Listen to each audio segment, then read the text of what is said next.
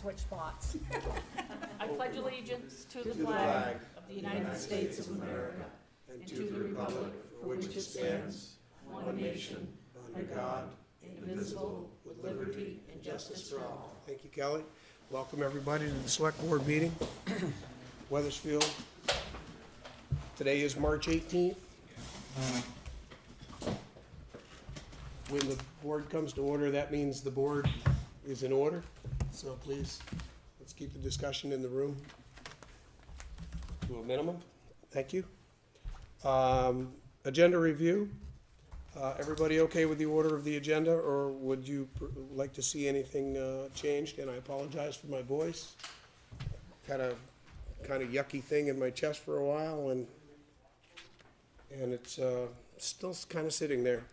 Agenda review. Any issues with the agenda? Any members of the board? Mr. Fuller? I don't think it's correct to be putting comments from board members to town manager or citizens. You want to move the item? Yes. To more towards the front for only the reason of, if people come to our meetings, and they have a brief comment to make, and it's not on the agenda, I don't think they deserve to sit through the entire meeting's proceedings to get to that point. If it becomes a lengthy thing for any one of those three entities, then it gets placed on the agenda for a different meeting. But to stick that down there, I think is, and sometimes, frankly, we've had people like Ray or somebody who's here who does a lot of work, and he has like a brief point to make, and why would you make him sit through the meeting? That's my point, so. Okay, so that is exactly why we moved it, to give it a try. This was a conversation between me and the town manager to try this, because sometimes the first half hour to 45 minutes of the meeting gets blown up with this. So we thought this would be something we would try, and I would be willing to move it if the board so desires. Does the board want to move this back to the top at this time?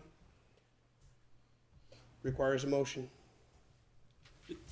Yes, I'll make the motion to push this back up to. What item? Either item 3 or 4 or. Can't be 3. 3 is agenda review. Well, but you'd have to move the other numbers down, so. It can't be 3. 3 is agenda review. That's where we already are. It could be 4. But 4 is reviewing the minutes, so. You're making the motion where you want it. You'd have to place that 3.5. Not happening. Then I can't place it on any other point. I because can you've got them change, taken I out. can change the item numbers as they move. If you want it to be item number 4, that's all you need to do. Yep, that's the motion for. Motion, do I hear a second to the motion? I'll second that. Motion has been made and seconded to move comments from the select board members and town manager and citizens on the topics not on the agenda to item 4. Any discussion on the motion? Can you talk a little bit more about why you thought to move it down where it is now? Because, well, Brandon actually addressed exactly what Dave said, that sometimes people come in and it's right out of the gate. He questioned why it isn't reasonable for them to sit and listen to the rest of the actions or business of the board prior to getting to that. And the other thing that I was looking at was that there have been many times where those issues have come up and it has gone into the weeds, and we've spent a good 45 minutes at the beginning of a meeting. It just makes for a long meeting. That was the reasoning. Okay. We just wanted to try something different. But as I said, it's a board decision at this point, and that's fine. So there is a motion on the floor with a second, and we're in discussion. Any further discussion on the motion? Hearing none, all in favor of the motion to move comments, item 11 up to item 4, signify by saying aye. Aye. Aye. All opposed? Nay? I believe it's 4-1. And the motion carries. So that will be the next item. Any further agenda review? Anything else on the agenda that you want to see moved?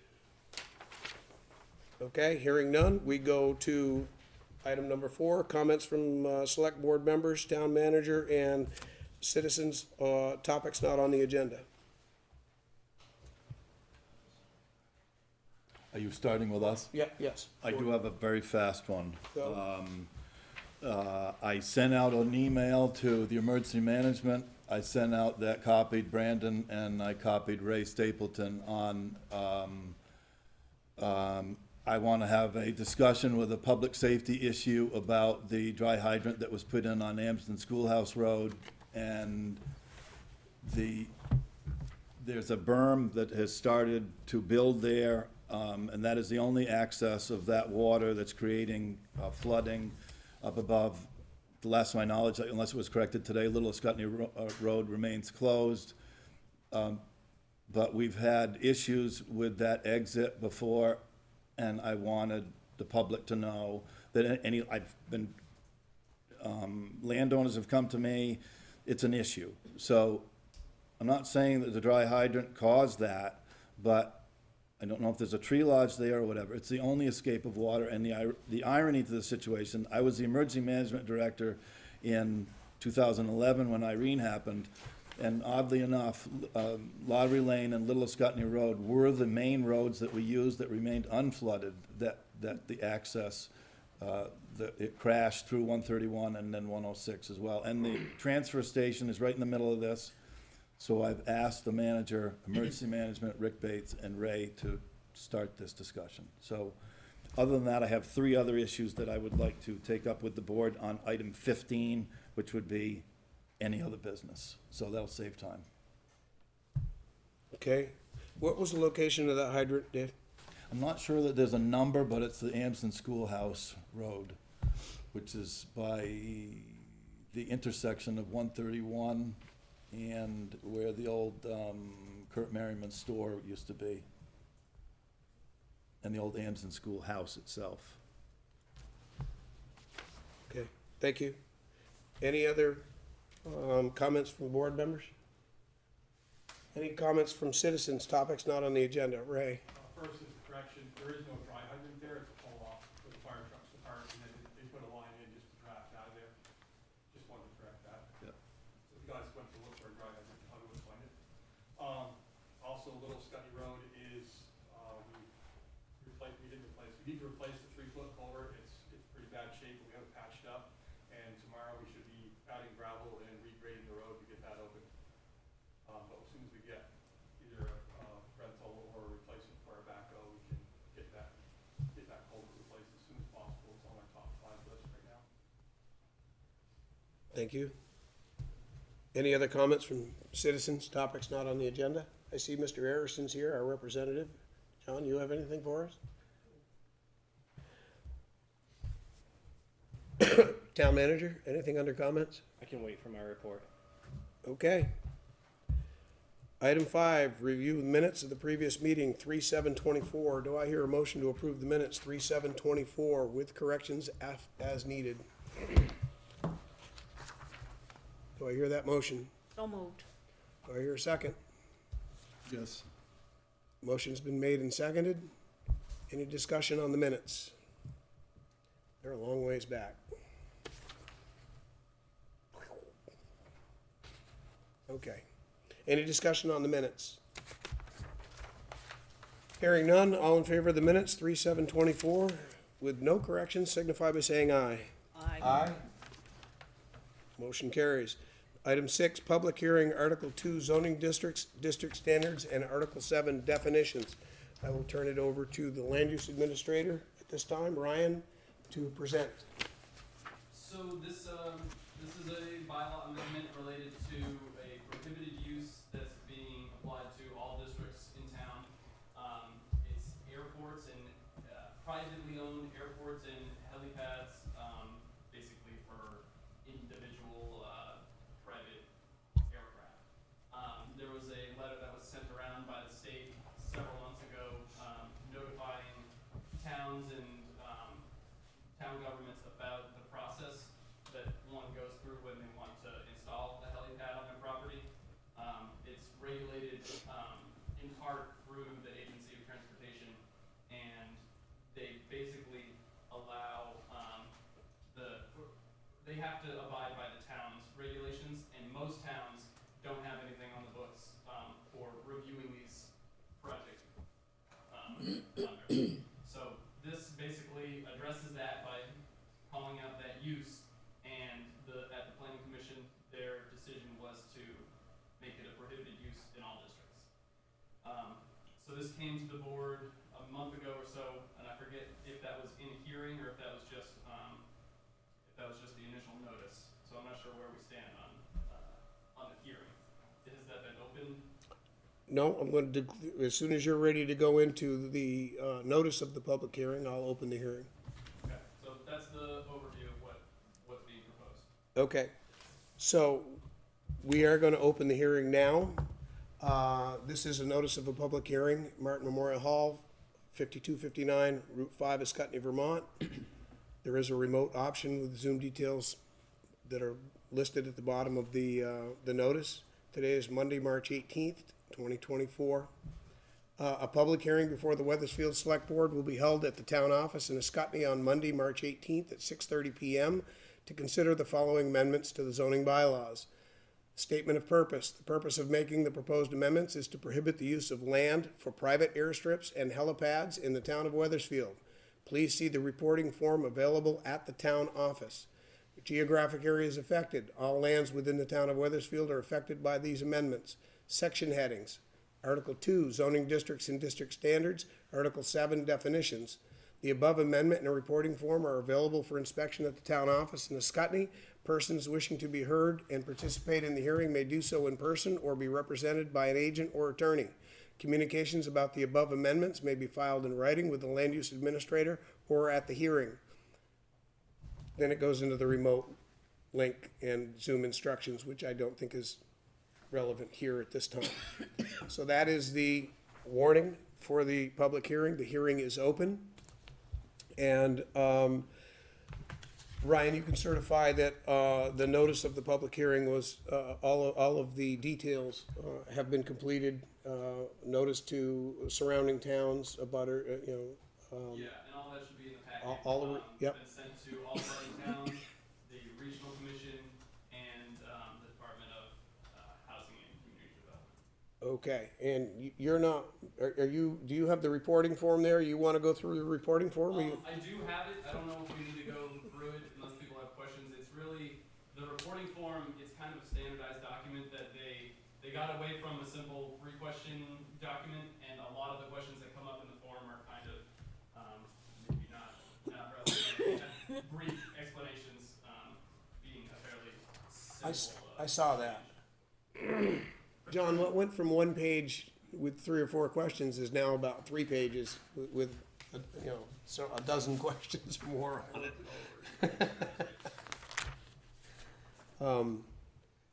I for everybody, I turned to John because John was a representative here as a legislative board member for many years, so he's familiar with that process. So the hearing is open. This is a public hearing. This board is actually the judges in this issue, although it could go to the town for the town to vote on. This board could vote to adopt this bylaw as recommended by the Planning Commission, or we could vote to send it to Australian ballot and have the public vote on it. That's a decision that this board makes. Typically, that is made depending on how contentious an issue is when it comes before at the hearing. Brandon? 442B also enables the select board to amend the proposal. It does. As long as it's not substantial, correct? Correct. It can't substantially change it. It can make some corrections or minor changes. So is there anybody here that wants to speak to this bylaw? Mr. Fuller, you're a judge on this. Questions will be reserved for deliberative session from the board. John? I'd like to recommend that the definition under section 7 be modified somewhat. I can give you a couple of examples that I don't think you're trying to regulate.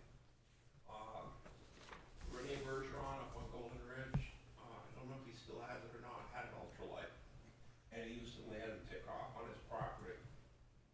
Good friend of mine down on 131 used to have epic parties twice a summer, and 15 or 20 hang gliders would land there on a given day.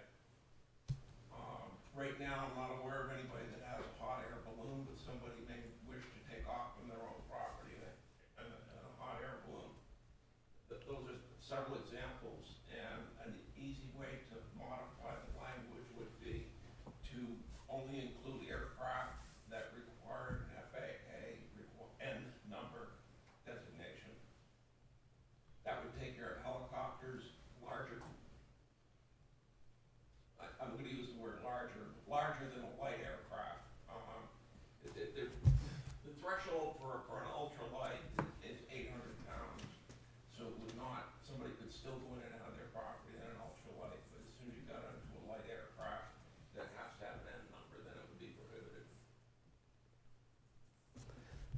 Okay, so let's look at what's your modification to the language, John? Well, right now, the way it's worded, I mean, Is it the highlighted? for a complete technicality, Dart couldn't land in town, which I'm sure that's not the intention. No, that's not the intent. No, I just want to get the It's on the language. definition, the very last part. It says private airstrip and helipad, the use of any land or structure for the purpose of takeoff and or landing of aircraft other than at public airports. So I understood your comment to be something about, anything that required FAA certification or what? An N number, if it's got an N number, with all aircraft of a certain size have an N number, and then it's a series of numbers and a letter after it. And if an N number is assigned, then all of a sudden, it is a larger aircraft, helicopter. You couldn't, all helicopters are required to have an N number. I'm not sure about balloons. So do we call that registered aircraft? Is that what that would be? Is that what the N number is? Is that, it would be a registered aircraft? Yeah. So if we added the word registered, purpose of takeoff and or landing of all registered aircraft other than at public airports? I put in FAA, FAA registered? Federal Aviation. FAA registered. So now the board would need to determine whether they consider this a substantial or minor. Ryan? So just in regard to the hot air balloons and, like Dart landing a helicopter, this bylaw wouldn't regulate that because it's not the construction of a pad necessarily. I think most of the Dart landings would be for emergency situations, be in a field or something like that. So it's not really the use as much as the construction of a facility or a pad or an airstrip. I don't know if that addresses the ultralight. I'm not familiar with what that looks like, but I think as far as Dart helicopters, emergency landings, and That was an exaggeration. okay, Nobody's gonna find out. yeah, but it was something that was discussed at the planning commission, that they wanted to make sure that it's not regulating that. Correct. I read the definition very literally. Before something's enforced, usually it has to be triggered by a complaint, but not necessarily. By adding that slight change, at least it makes the definition, I think, more to the intent of what people want to have happen. I know that there were cases that triggered I think the leading cities and towns may have been the ones that said, you guys really need to look at this because it's happening in a couple places in the state. I think there's one in Heartland maybe, that they wanted to put in a helipad and the neighbors said, we don't want it, and they said, stop. You know, it's not prohibited. So I think that's what you're trying to preempt. I don't think you're trying to preempt somebody that has an ultralight. The other aircraft that I'm not aware of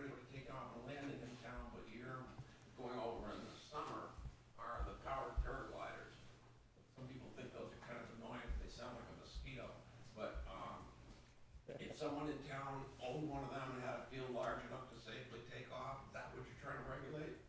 Also, I don't know.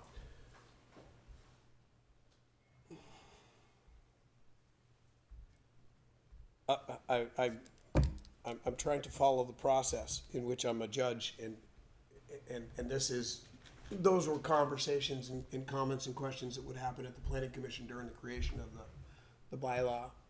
And at this time, we receive, we hear, we listen. It's a hearing. Statements, comments. This is a relevant conversation, though, that you've made about making a change to this language, which I think the board needs to take up as a change in the language, as a minor change. That would be, the question becomes to the board, do you view this as a minor change to this language, or do you view it as substantial?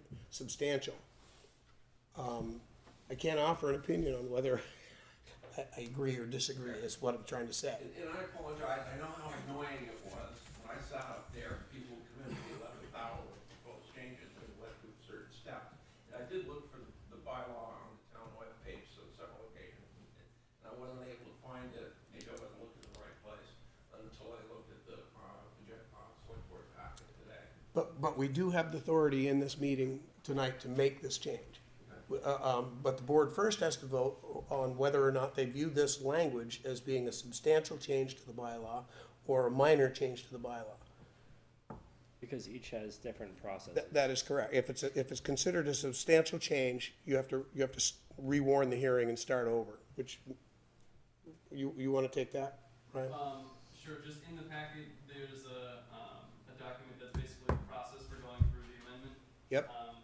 And it talks about proposed changes to the bylaw, amendment, or repeal. The legislative body may change the proposed bylaw, amendment, or repeal, but shall not do so less than 14 days prior to the public hearing after it's been warned, basically what's saying. If substantial changes are made in the concept, meaning, or extent of the proposed amendment, it shall warn a new public hearing. So I think that's the question, is whether these changes are substantial changes in the concept, meaning, or extent of the amendment. So does the board feel that it changes the concept, or adds to it, Dave? I view this as a minor change. However, I'm very comfortable with continuing this hearing, but giving the planning board the chance to come up with the right words to fit, if that's possible. Mike. Yes. So according to 4442B, the planning commission shall amend the report prepared pursuant to subsection 441C of this title to reflect the changes made by the legislative body, and then shall submit that amended report to the legislative body prior to the public hearing. What page are you on? I'm looking at Vermont statute. Yeah, it's in here. Ryan, where is it in the packet? What number on the page in the packet is it? What he's reading is different from what I read, but it would be page 12. This is the one that I was. Page 12? And that's if any part of the proposal is changed, so whether it's minor or substantial, is that? But isn't that almost where I was just talking about? Exactly. We can, instead of warning a brand new hearing, we can continue this hearing that's already underway. Yeah. Consider it a change of any kind, doesn't matter, but I'm still comfortable with letting the planning board revisit this to assert the correct language. I'm happy with what John said, with asserting the FAA number or whatever, and I'll make that motion if you want to, but that's why we have a planning board. That's why we have the hearing process. I'm pretty comfortable in thinking that we can reconvene this hearing at a date certain. We'd have to know when the planning board meets to take it up. So, And that's if any part of the proposal is changed. So if any part of the proposal is changed, the legislative body at least 10 days prior to the hearing shall file a copy of the changed proposal with the clerk of the municipality and with the planning commission. And then the planning commission would amend the language and then submit the report back to the board. See, I read through this earlier, and forgive me, but what I'm trying to get to is the planning commission holds one hearing. Once the planning commission warns their hearing, they cannot change anything. until after their hearing. And that's where the planning commission makes the revisions that come out of their hearing. And then it's submitted to the legislative body.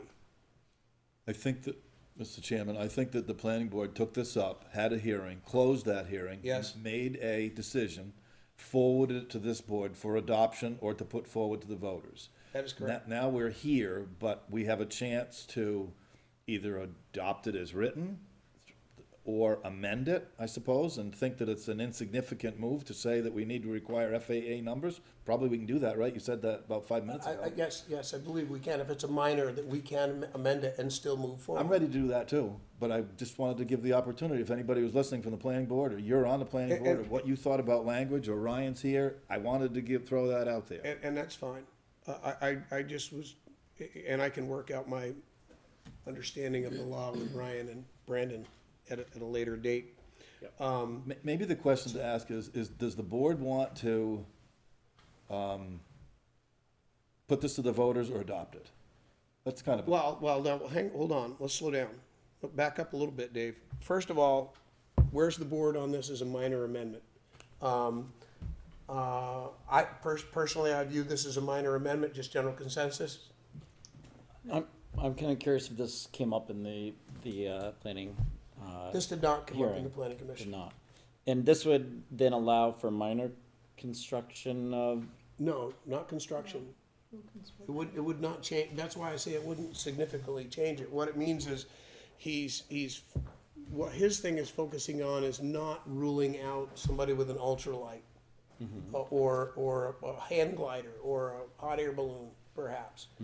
In other words, specifically somebody coming in and requesting the building of a helipad or an airstrip that's gonna take off or for use on their private property with a registered aircraft. That's what John is adding. That it becomes that if it's a registered aircraft, it's prohibited as a private airstrip. That's what he's saying. He's just adding that registered to it so that we're not affecting people that might have a little ultralight or hand glider or something like that. But to his point, if somebody had an ultralight and they wanted to build a landing strip or take a place to take off with their ultralight with gravel or tar, they would be prohibited by this law. And that might require more language, which would be the construction of, because that's what this is prohibiting, is the construction of an airstrip. You can't construct an airstrip, but that's the point you're making, that by this bylaw. Construct one for a ultralight, just not anything that's registered with the FFA to change that wordage. Yeah, unless we at the planning commission again fix that to make it clear that you can't build a landing strip, Change it, period. It's gonna mean, So, the only thing that's prohibited is anything that's registered with the FFA. Any other, like a drone or remote control car or planes, anything like that, you could build an airport if you wanted to, according to the way that's written. okay, that's why I read it. so, at that point, I think you start to get into Ryan? I think I'm in agreement with Brandon's interpretation that any change, substantial or minor, would need to go back to the planning commission. Substantial would take a new hearing and the whole process has to be redone. A minor change would have to just go back to the board. Okay, so we're still with the language of the FAA number and trying to create language to make it clear that you can't build a airstrip. Well, look, let me Yeah, read go ahead. the definition as written. The use of any land or structure for the purpose of takeoff and or landing of aircraft other than at public airports. So that's pretty all encompassing. It is. So, Doesn't say once a month, doesn't say once a year, it says prohibited. what page is that? Well, it's Article 7, page 48 of 127 in the packet. Thank you. So John, are you arguing that this is a substantial change? John, Your voice. Pardon me? are you arguing that this is a substantial change? No, I'm not. Okay. And for the sake of not having to read the warrant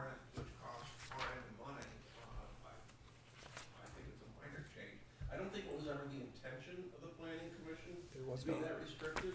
Yeah. And I think that's the key right there. Was that the intent of what the planning commission put forward? Okay, and where we need to be here is, even if it's minor, it's gotta go back to the planning commission, and then we can continue this hearing, as Mr. Fuller had stated. And it will come back to us from the planning commission, but I think what we need to do now is tell the planning commission what the change is gonna be that we're requesting. First of all is the FAA numbers. To Ray's point, if we just add the FAA numbers, doesn't mean that somebody can't build a small airstrip for an ultralight. Where your point was, if somebody happens to have a field and they're landing in and out of, yes, we're not dealing with that, but we're not allowing the construction of something. Am I correct? I just wanna make sure I get the language right to send to the planning commission. Well, then you need to be a little more elaborate on the definition, because it doesn't say anything about construction. Oh. It says land for structure. Yes. If somebody wants to make it safer by making an asphalt runway a couple hundred feet long, then it wouldn't be prohibited from what I just proposed. Okay, so I'm clear enough on that at this point. And you may need to be at a planning commission meeting, some of you. That would probably be the easiest way for us to deal with that tonight. Are there any other points or concerns with this bylaw that need to be looked at? That's one. It looks, what I'll say is that this is going back to the planning commission at this point, right? So we know that. So is there anything else before we get to that step that anybody saw in this that's an issue? Anybody? Yes? I know this is silly, but would it be possible to simply add language to specify whether the FAA thing happens or not, but it is not meant to prohibit use of land for remote control quadcopters and little remote control planes, hobby toys, essentially? I believe, if I'm right, that drones are not a part of this at all, correct? Yeah, it doesn't say that. When we talked about drones specifically, and they're not regulated by the state in the same way anyway. It is through this prohibited, what do they call it? Prohibited landing. I forget what the state's language is, but the AOT and their language, they don't regulate that. So it doesn't really answer your question, but we did talk about separate things like that. So yeah, that could be clarified. And that could be as simple as manned aircraft. Because, Yeah, we can steal some language from the transportation. yes. Okay. So that would be another note to go back. Small unmanned hobby. I'm just trying to get enough words to keep me pointed when I get over there. Okay. So, anything else that comes up with the airstrips and the helipads? Nothing? Okay. So we're gonna continue this hearing. That needs to be time and date specific.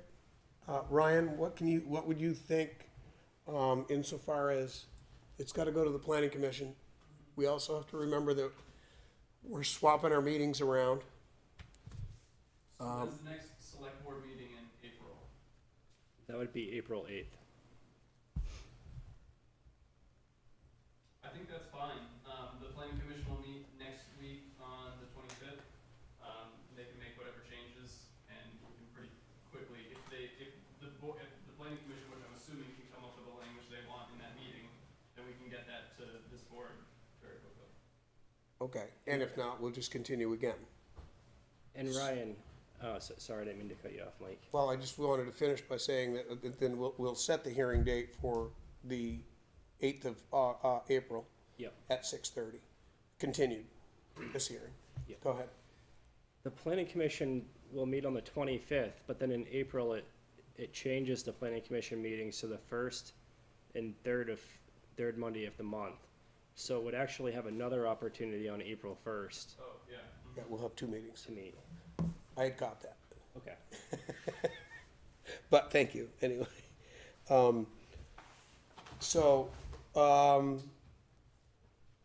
so I need a motion to continue the hearing to April 8th, 6:30 on the helipad and airport. So move. Do I hear a second? Second that. Motion's been made and seconded. Any discussion on the motion? Yes. No? You're absolutely certain that there are 2 planning board meetings? Yeah, because we're changing our, Because I wouldn't have supported this if it was 1, because I know that things come up. yeah. And there's 2 though, right? Yeah, as well, Dave, because I like to draft something and then final review it, and that takes 2 meetings. But yeah, we have the 25th and we have the 1st. Does that satisfy the warning for the hearing, so the continuation is still legal? The continuation is legal because it's a specific date and time from today that we have to set it at. So that works. And even if we don't get done at the planning commission, if for some reason when we come back here on the 8th, we could just continue it again for another 2 weeks out. Hold 1 second, Mike. Yes. The legislative body may make minor changes to the proposed bylaw, amendment, or repeal, but shall not do so less than 14 days prior to the final public hearing. So if it does that on the 8th, Oh, you see what I'm the saying? the changes will come in too soon, so we can't have it on the 8th. When is the next I select think it board would be meeting? safest to do it on the 22nd. 22nd. 22nd. So, can we amend the motion to the 22nd? Yes. You're good with the motion? I'm good with that. Second, good with the amendment to the motion? So we'll move that to the 22nd at 6:30. And that'll provide for even another meeting at the planning commission. Maybe even 2. Any further discussion on the meeting, on the motion? The motion is to continue the hearing to April 22nd at 6:30. Hearing none, all in favor of the motion signify by saying aye. Aye. The motion carries. Any opposed? Any abstentions? The motion carries. So the hearing is continued to April 22nd, and we will address that at the next planning commission meetings, which will be the, what was it, 25th 25th and the 1st. and the 1st. And then there'll be another one, would be the 15th, if necessary, prior to the hearing. Did the motion get clarified to what we were actually voting on? Because the minutes need to reflect exactly what the hearing is. Because I think it just got like sped right along here, motion to continue hearing, and then that was, so you want to make sure that the minutes reflect what the definition of the zone, the hearing was for.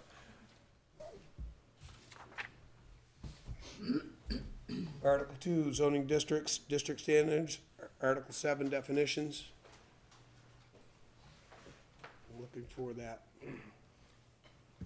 Nicole, do you have that? It's out of, I'm just gonna use the title. okay, Item, off of the warning? yeah. Okay. That should do it. And Mike, just to be clear,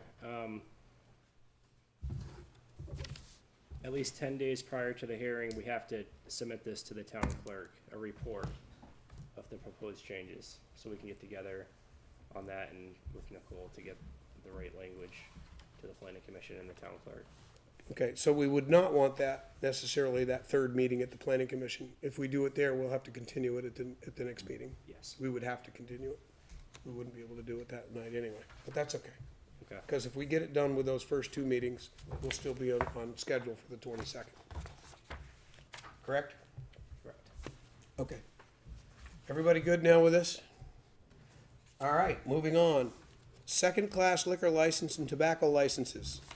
Need motions for the liquor license for 4 businesses in town. Somebody want to take that?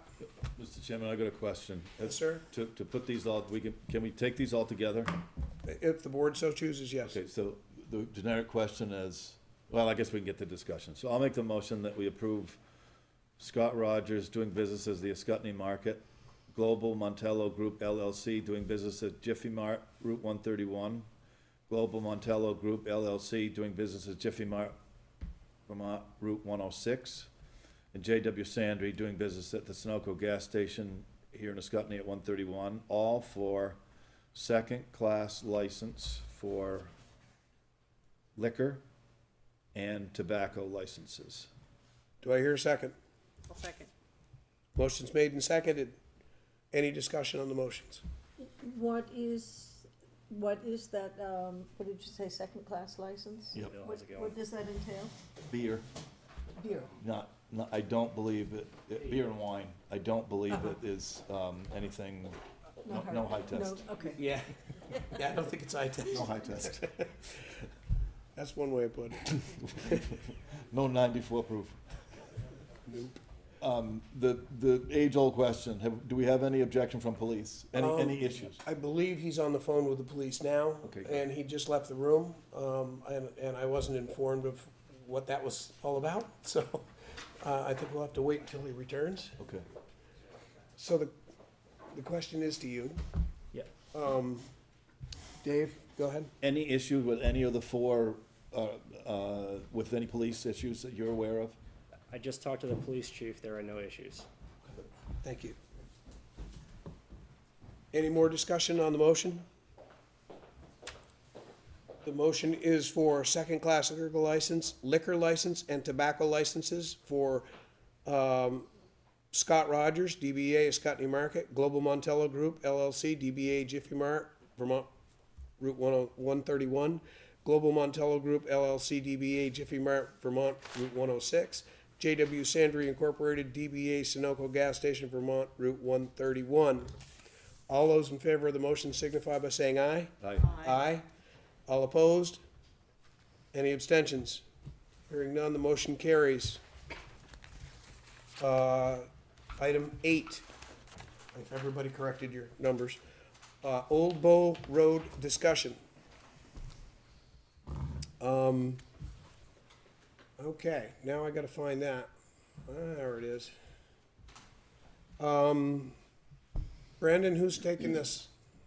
Ryan, Yes, I'd like Ryan to take this.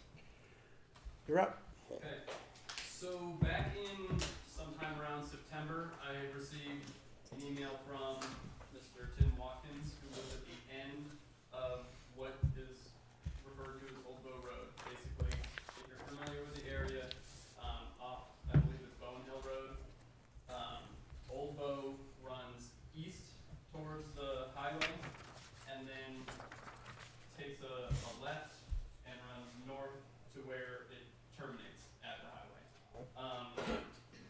And so his question was related to the classification of the road. New houses have been developed down there, and there's increased activity further down that road. And so his question about the classification of the road, basically, identified other issues related to Old Bow Road that relate to what the town actually has a right of way to, what they've been maintaining in the past, things like that. So what's in your packet is a memo. Basically, the first page explains how this issue came about, and then the questions that resulted from this initial inquiry are: where does the Class 3 portion of the town highway end? Where is the Class 4 town right-of-way? What is the classification of the portion of the road that the town maintains beyond the old turnaround point? And we'll talk about where that comes from. And then related to his initial request is what is the classification of that portion that he's interested in. So if you follow along, the next page in the packet shows 4 images, and those are snapshots of the highway maps. There's highway maps throughout the years, but these are the ones where changes happened. 1931, the section that I'm referring to off of Bowen Hill Road was 0.1 miles. 1961, it was extended to 0.19 miles.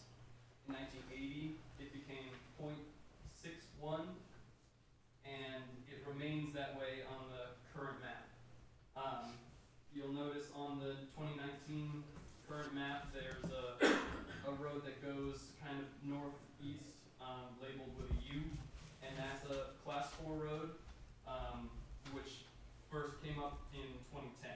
So we'll get to that, but the following page shows a survey of a subdivision that happened,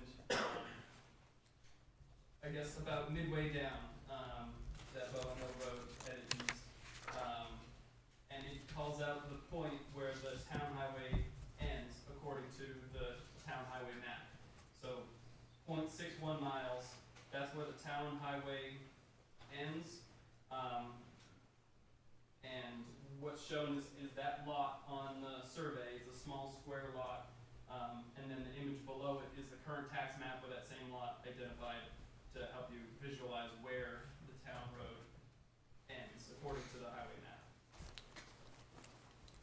So the next page talks about the class 4 road.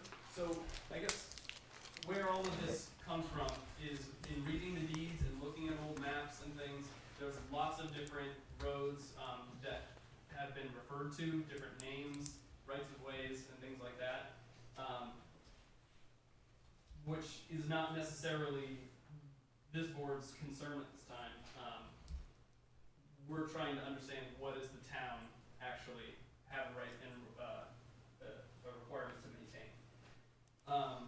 So this class 4 road, it came up in 2010. It's likely a result of the ancient roads research that happened around 2007 or so.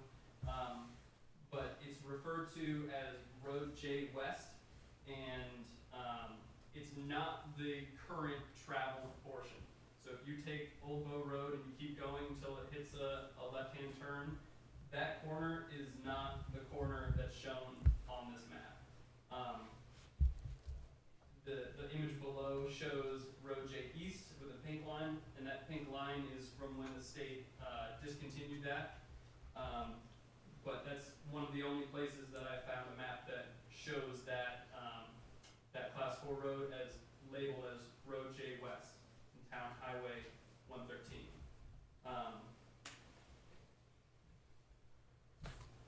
There was another submission that the town owned 0.71 miles. Brian, are you done with your presentation? Not quite. Okay, would you hold on, please, sir? So the third question is, what is the classification of the portion of the road that the town maintains beyond the old turnaround point? And so that is to say the town maintains the road beyond that 0.61 mile point that's identified on the survey and on the tax map on that page. Currently, the town goes past that down to the corner I've been referring to, and maybe 1 or 2 or 3 houses around the bend. That's where the town currently stops plowing and maintenance. So in trying to find out how that road is classified, we come across probably 4 different road names. There's Lewis Road, Old Bow Road, Bloodsucker Pond Road, Old Town Road, and then we come up with some of these other things like J Road and J West. And so what seems to be the case is beyond that turnaround point is a privately owned right-of-way. And what's in the packet is 2 images of different surveys, one from 1985 and one's 1987, that describe it as a town right-of-way. In the first case, it's over the old town road. So I'll leave it there. Oh, I guess the next page is the survey from 1988 that shows with an arrow pointing to that 0.61 mile mark, which is basically the far corner of this subdivision that resulted beyond that point. So I'll leave it there. Okay, sir, did you want to add something or correct something that he said? Yeah, I submitted a piece of paper on Monday that says the town owns 0.71 miles, and according to your 1986 subdivision, the 0.71 miles depicts 2 measurements of 3 rods wide at the 0.71 mile mark, which your blueprint also shows the original road turning at 0.71 miles and continuing to the interstate fence. And your name is? and known as J Road, And your name is? Mr. Watkins. Okay, thank you.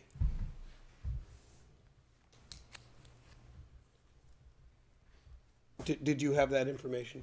No, but I'd like to add that we have not exhausted all the information. We know that there's other maps that we haven't been able to find. There's other documents that the state has that we haven't gone through. There's still, information that leads us down different paths and very time consuming. So we haven't, there's not certainty in this stuff. Oh, okay. Ray? In reference to the .71, the town select board in 2008 tried changing the road map to reflect that it's .71, and the state answered them that they could not do that. So that's in the same packet that you sent on Monday. The .71 reflects a situation that was happening at the end of that road in 2007. In 2007, we tried to discontinue the end of the private portion of the road, which is mine, deeded to only me. That portion we tried to discontinue, and the state came back and said, you can't discontinue a private road. The private road that is owned by Mr. Watkins cannot be discontinued, so what are you trying to do here? And the state said, okay, if you're trying to discontinue some portion of this road, it must be the portion in between J and J West. So they removed that portion, which was 1/10 of the road, or 1/10 of a mile of the road. That created the confusion or the elimination of the ancient road J. That's where the confusion lies. Now you're at .61 instead of 7.1. If you were at 7.1, you could take your blueprint and lay your road right in there, and you'd have your full road. The confusion came when they tried to discontinue my portion of the road that was privately owned, and the state was confused. I talked to the fella at the state in detail, and that was where the confusion came from. Dave? Do we have, Ryan, have you been able to trace down like a record of who the land use administrator was at the time of that, of 2007? I'm listening here. Some of this stems back to actually 2005. Well, okay, 2005, but I'm asking our current land use person, if he's researching this, who's taking this up for the town? Brandon or the land use? Land use. Okay, so then, has anybody talked to, I don't know who land use was, and look at me opening my big mouth, probably I was a sitting select board member. I don't know. So then, Cobb, Harrison. hold on. Fuller? Mr. Fuller was. So, I'm gonna dig a hole. So any kind of either a discontinuance or some kind of movement in the road, we would have had a site visit. Did anybody call West Hazeltine? He would have been head of highway. He was there. Okay, I'm just saying, because, so have you found any records in the town, either in select board minutes or in those years yet, that talk about any of this? Yeah, so I found the one about the discontinuance. And what I went back and was not able to find is around the 2003 point where the town started to started to maintain the road beyond the .61 mile point. So I couldn't find any record of that. So we do have the, I think there was a hearing and a decision that was issued on the discontinuance. But I have not spoken to Wes or any of the past. Okay, so I have another question. Ray had his hand up. I'll come right back to you. There's a lot more research to do, Dave. We're just beginning. This is a preliminary report. There's a lot more things to flush out. Ryan said. Is there any, it's obviously all of these properties, including the whole road, has been subdivided quite extensively within the past 20 years, let's say. Has anybody looked up any planning board minutes or in the operations of the subdivision? Because generally speaking, you would have to take it up, I'm gonna throw some blame on you, the planning board, about where these accesses would be to the potential lots. Yeah, but it predates me. This stuff is I was like 2009, Chris Charist was on that board when I first came on, 2009, I think, somewhere in there. So I'm just offering up a path to get some solution here, and that would be a place to check. Where the subdivision Mylars would have shown accesses and road, whatever, to allow for the subdivision with road frontage and so forth. They would have had to. Mr. Watkins? It is right on the blueprint. It specifically says lots 1 through 8 to be served by original road, 50-foot access. It depicts the 42 or whatever it is, 3-foot wide access right on the blueprint. And it says in words, must be served through this access, original road. If I could inject right there, the one thing I can, I think when I first came on the planning commission, we were dealing with the messed up, access road agreement for maintenance, down over the hill. I forget the name of the road now, but it was a group of people that developed, huh? Ferry Road? No, it wasn't Ferry Road. No, over at in Ascutney.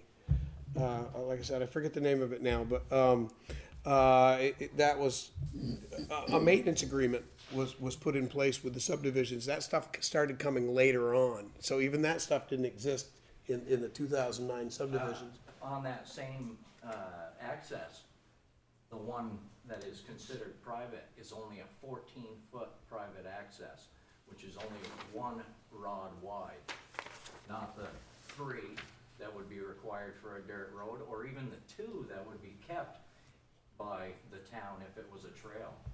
It's 1 wide. I think we use it a little bit different standards now than the rods, but Brian. So the be back, survey Craig. that Tim's referring to is the one that's in your packet. That's the L-shaped 8-lot subdivision. I forget what page it would be. Page 70. So that's the blueprint he's referring to, and then Yes. the language is the page before it. It's the bottom section here, and that's where it says a 50-foot right-of-way to be conveyed to lot 1 through 8 you lost along the it. existing roadway. So Right there that's, is the. that's all that. Please stop the discussion at the end of the table, please. That's Go ahead, what- Ryan. That's all the survey says. It doesn't call out names of roads or anything. And the only so this was done in 1985, and Lynn Scalavan was the administrator at the time. And there's some language in the packet from that meeting. There's minutes and some other documents. It makes reference to an access document, which we have not been able to locate yet. So just more information that hasn't been able to be found. But it does talk about access a little bit. It didn't clarify it. Yeah, so. What I don't see here is what clearly identifies, for me, lot 1 through 8. Where do I see where that is referencing lot 1 through 8? And So, under the question 3, I don't know what page it is. There's 2 snapshots of descriptions on a survey. The second one down says notes, and there's 3 notes called out. The second note is the one that says a 50-foot right-of-way to be conveyed to lot 1 through 8. yes, I'm looking at that. Okay. But what I don't see is in that reference where it says a 50-foot right-of-way is to be conveyed to lot 1 through 8 along the existing roadway. Where is the image of the roadway with lots 1 through 8 being identified? That'd be the next page, has the survey. The And L's, it doesn't specifically call, it doesn't show, it doesn't label a right-of-way. It doesn't show it as being 50 feet. But there's the one, section between stone walls, and then there's what looks like it's depicted as a dirt road or something going out through lot 2. okay. Yeah, it doesn't specifically call it out. I have the 8 lots, clarity is what I was looking for. Ray, did you have your hand up a minute ago? He kind of answered. Oh, okay.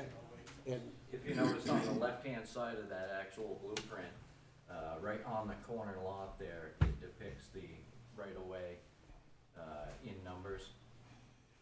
The left-hand side of the actual blueprint where the project print. at the corner, you said? Yeah, if I can come over, I'll show you. Yeah, you can come over. Right here? Yeah, actually, right on this one right here. there's your right of, whoops, Too far. right there. And that road runs just like this, down these, and into the middle of those 3 lots. Oh, Which okay. means 1, 2, 3, 4, 5, 6, 7, 8 are served by that road.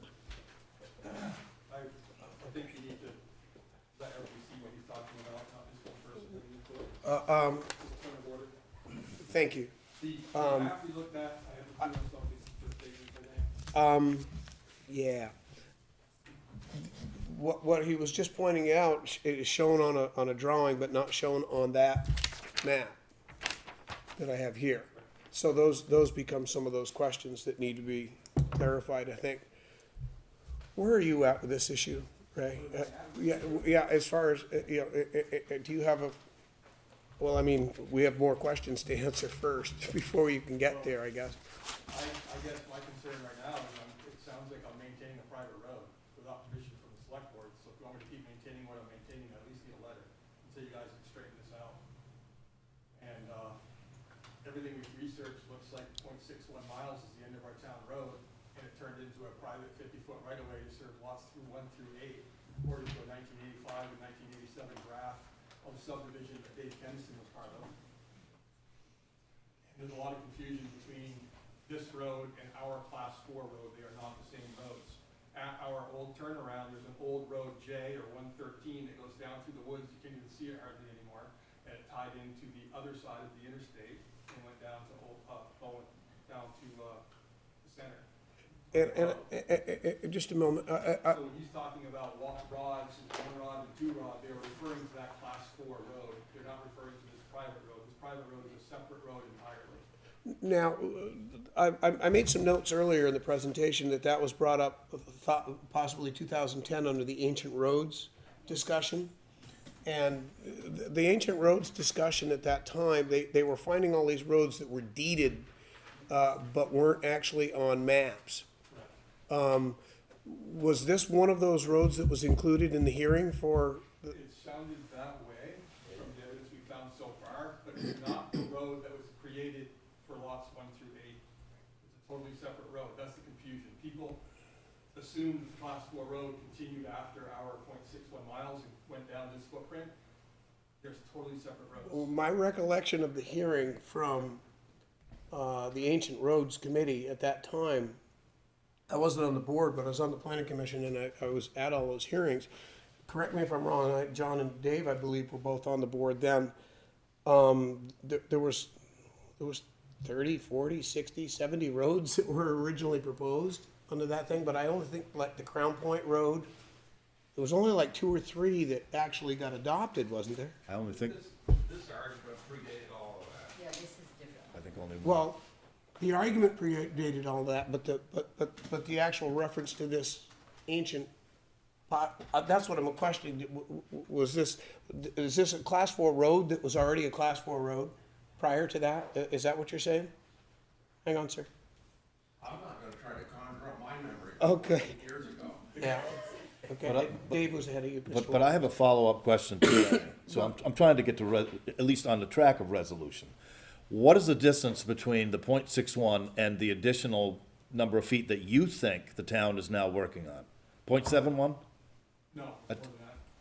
It's probably another 3/10 miles beyond our right away. Okay, we're gonna need to know that.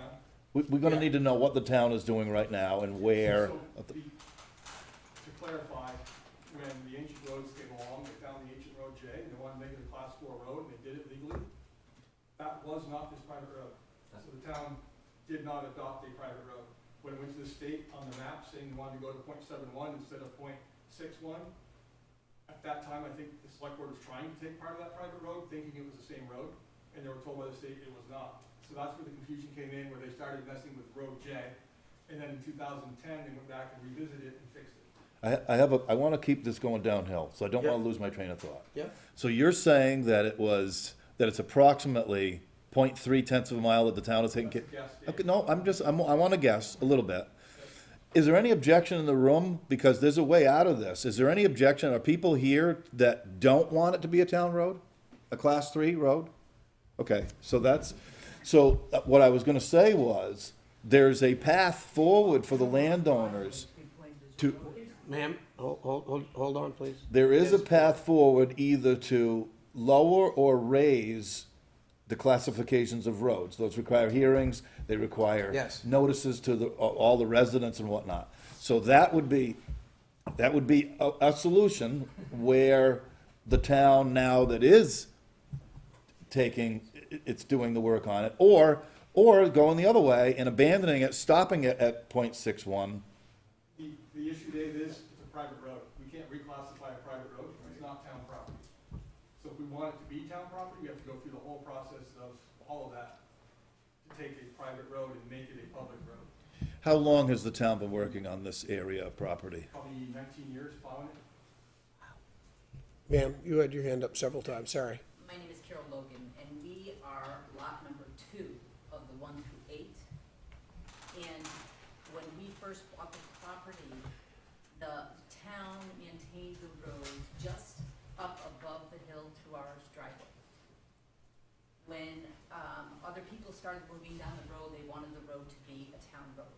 So everyone came to the town and said, will the town plow the road, take it over? And Henry Cobb was in charge at that time, and he told us everything that needed to be done to that road, because there were problems with the road, like right on, going by our house, there's a ledge across the street, and they started pushing the road over right up against our stone wall, pretty much, because they told Wes to take care of it, but it never got taken care of. So what happened, what they're talking about now, is when you go down the road and you go to the left, when we bought our property down there, everyone was allowed to walk all the way down to where 91 fence is. We were all allowed to walk our dogs and walk back and forth. Hunters parked down there and went hunting there and everything. Then there was some opposition because the Watkins didn't want people going down to the end. They were at the end.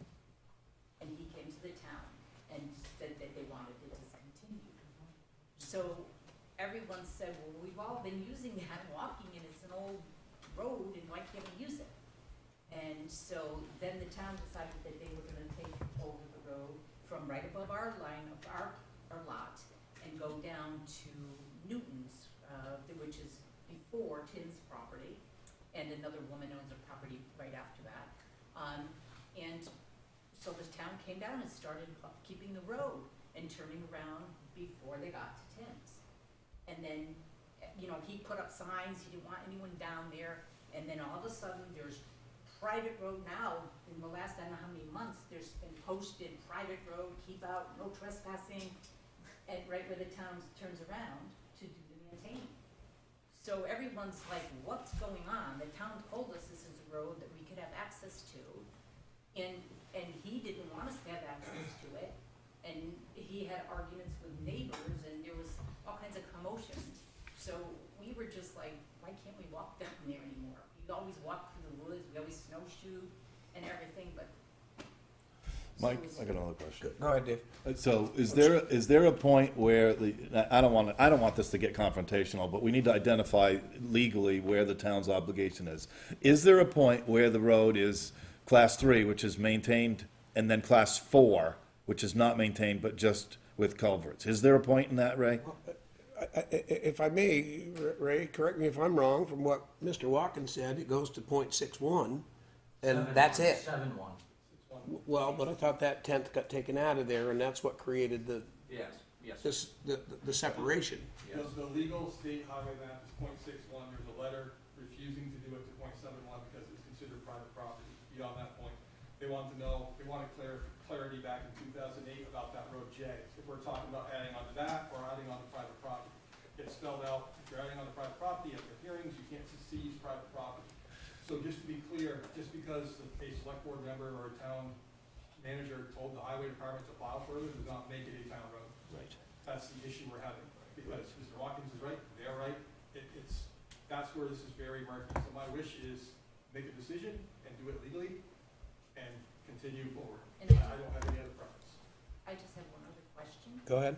I don't know how many, was it 2 months ago or so, these signs went up, and I don't know who's responsible for putting the signs up and working on the road past the 6-1. I'm assuming maybe it was you to get back and forth, I don't know, Tim? Yeah, it's a private road and I have to maintain it. I not only have to maintain the road for myself, I'm also the snow removal crew for my neighbors as well. The town does not plow or maintain the road for my neighbors. So I've been doing that for, 6 years now, I guess, at my expense. We're not talking about our driveway, correct? It's not a road. It's You a- bought a piece of property at the end of private properties. We had to get a driveway permit, and he dug through trees, and it's, at the end of Old Bow Road is our driveway, a 14-foot driveway that she wants to walk down and say that it's a town road. It's not a town road. It's my driveway. Chris? The map I have here, it's what Mrs. Logan's referring to is lots 1 through 8. The road, as I understand it, is exactly right. It's what is it, 6-1, and it stops at the turn. Okay, and then these lots were developed for Harry only back in '85. He got this done. It's a 50-foot right-of-way for lots 1 through 8, which starts at the end of that 6-1 and continues down to, and then marries up to what I guess everybody's calling the J West Road at the end, which I own the last 3 properties down there. So, regardless of it, it's always been and referred to the latest survey that was done out there, as far as property survey, was 2004 on what was lot 5, and that was Doris Wright at the time owned it, and she had Bob Farnsworth do the survey over there, and at that time she didn't do it for 5, he did it for the lots across the street, which he later sold to that was just below where Jarvis was. Now it's, what's the name? Kimberly Watkinson is the last house that was built in 18 over there prior to Mr. Watkins rebuilding the house, or building a new house here last year, the year before. But it's private all the way down through. It is a private road. The Watkins land is in his deed. He's got a 14-foot right-of-way to the end of his driveway to the center road, as they all do down through there. As far as walking distance, it's there is no, the old J Road, as it was called, continues past my property between mine and Mr. Watkins and goes to the interstate. That's what it is. So as far as the private road signs and I don't understand that. It's been there, I've been dealing with that too, but that's not what we're here for tonight. It's clearly deeded right away. It starts back at 6, it's on the map I handed you, 657 Old Bow Road, something like that. The first lot there. 609. Is it 609? Yeah. Okay. It starts, quite a ways back. That's where, I always say where the big colonial is with the red barn, the blue colonial red barn. That's the turnaround. Oh, yeah. That's where lot number 1 through 8 start and go all the way down through there. And from what I've gathered from everything is what's happened is over the years, there was some relative or neighbors not getting along down towards the end, and it was easier for the town to come up with a quick solution. Here, we'll just plow down to there so that people aren't fighting in the street. And so they kind of took it upon themselves to do it. I don't know whether the Watkins didn't want them to plow down to theirs or whether they refused to. I heard they refused to because there was a stone in the road or something. I don't know, and wanted him to fix it. I don't know what that, it's a dirt road. I mean, you got ledge coming up and all that. It's not that horrible, but. I'm gonna come to you and ask you a question, and I'll come over to you, Mr. Watkins, and verify that we're talking about, so you know what I'm talking about. This right here, the 50-foot right-of-way, right here, is this right here. Yes. Right there. That's it, right? That's how everybody's belief I've talked about. If I could just clarify something, all lots 1 through 8 all have the same deeded J road on them? This is the 50-foot right away here, correct? Yes. And this road, And that goes right across, right there. no, sir, this is a different road. You have a. This is a J mixture of road. civil What is this here? and town. The This town's is J obligation road. is only to the end of what's This recorded road in the right highway here would language, actually come the down point here 61. farther. That's it. You go like this. You can't adopt property you don't have. And then Just J, go for the J town West road. Road is this way, That's a just, whole just above that. Process. J West. Hold on, let me ask a Property question. difference. Mike, can we just get a copy of this map that you're talking about? Because nobody else can see what you're talking about. Yeah, I am gonna distribute, once I try to get some clarity, and I'll pass that on to you so that you do. J West. Well, hang on. Lot 1, 2, 3, 4, 5, 6, 7, 8. Yes. The 50-foot right-of-way, clearly in the subdivision, is access, let me speak, sir, Fine, speaking. okay? Is clearly accessed for these 8 lots. Yes, sir. So it's along this edge of these 8 lots. Except for, this is the mark, and that's the road. This road Yours right, right's house this will road be right good on the here, right road. Mike, Okay, hold on. I'm good for now. okay? Can I take, What I'm, that's the right-of-way that's called out. Is this 50-foot right-of-way here, comes along here. It's access to all 8 lots. It's a 50-foot right-of-way along the edge of those lots. That's the map that I'm looking at. That's what I'm talking about, Dick. It's a 50-foot right-of-way. It's along this lower edge of those lots. Yes, it's a deeded, it's a subdivision right-of-way. Yep, make a copy, please. But Mike, the right of way is not the town's That's correct, highway. that's correct. So we have 2 issues here. Yes, we We do. have a civil issue. Yes. And we have a town. That's what I was trying to get to. Town's obligation on the highway map is .61. Right now, that's correct, Dave. And the only way to change that is through a hearing process, if the owners of the properties wanted to or not wanted to. That's it. That is correct. Either lengthen it, that we're not gonna shorten it. Well, I suppose they could petition to shorten it, but that's not gonna happen. Wait till the town manager comes back and I distribute these maps. I want to call you Ethan. It's okay. Sorry. And I apologize, but I wanted to try to, as a planning commissioner, I deal with those all the time in these rights of ways. And a right of way is actually a legal, state-defined item in a subdivision. It's a right of way. You're outside of the subdivision. Excuse me, sir. Okay, You need to wait to be recognized to speak. I am waiting. Thank you. Yeah, there's a state definition for right-of-way. Thank you. And that map that you're providing us probably went through the planning commission for that subdivision. Well,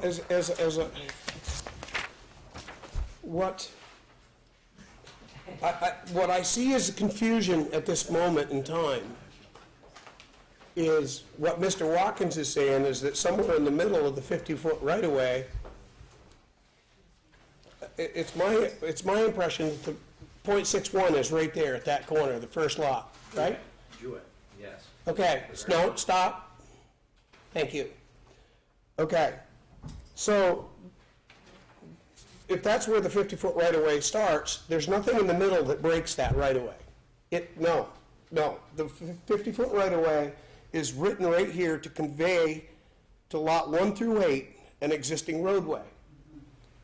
Period, okay? Now, that will be something that you guys will have to go to court and fight about, but I wouldn't advise it because I know what a right-of-way is. Yeah, I can And- see the same thing right here. Okay, so, Mr. Fuller's correct. We have 2 issues.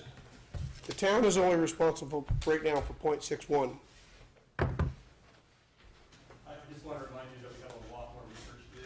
Okay. A lot more documents to look at, we want to ask questions to, and we're starting to get down a rabbit hole that's getting very personal. Just observation. Okay? What would you have us do? I would collect all your data, this is like a preliminary report, let Ryan do his job, and Okay, maybe I'm speaking out of turn, I just don't want to turn into a quick decision. go. But at some moment in time, this doesn't become a town issue. Unless the property owners want to increase the .61 miles of Old Bow Road. So there needs to be an end here to involve the land use and to pay money to do work on this.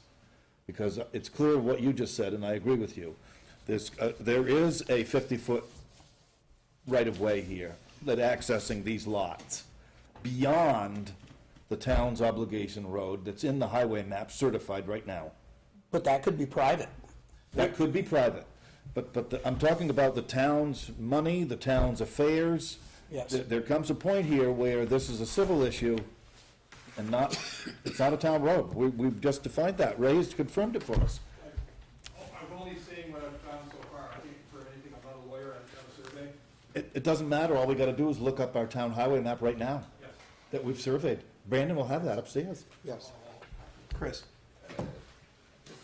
Before anybody makes any real harsh decisions, I was gonna ask if you'd consider, at least through we get to the end of winter here, these people that are, I don't live down there, I've got 3 properties on the end, I don't live there. But you've got, right up to where they've been plowing, for 19 years, they've been plowing what appears to be, without the owner's consent, you know, the people that are on the road. I heard we might get 3 inches of snow tomorrow or something. I'd hate to see the board cut off, the resources that these folks have had that are living out there now, you know, right now. Let's get them through winter and stuff. I mean, it's been doing it for 19 years. You know, it was based on, you know, everything's been done. And I agree solely. I'm just asking for a letter, so I'm going to board telling me to go ahead and spend tax dollars on private land, so I don't get in trouble. Right, that's what, I guess that's what I was asking, is if, right, if you could, permit the town to. It's actually, road to do it. it's actually a continuance of what we've been doing. Yes. So just to tack on some numbers to that, there's 13 residences past the .61 miles that are getting plowing.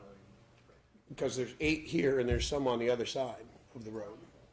Yeah, before This side, I guess it would be. Total of 15 property owners through there, from that. What's the board's, what does the board want to do with that? I'm fine with continuing. Where do you turn around? Are you turning, is the Turn point, around Mr. Dugan's driveway. is that a point of friction? Everything down there seems to be right now, so I don't wanna add to the fire. I don't know what to say. No, it has not been in that driveway. Mr. Watkins, what is your wishes down there? I don't want anybody in my driveway or my private deeded right-of-way.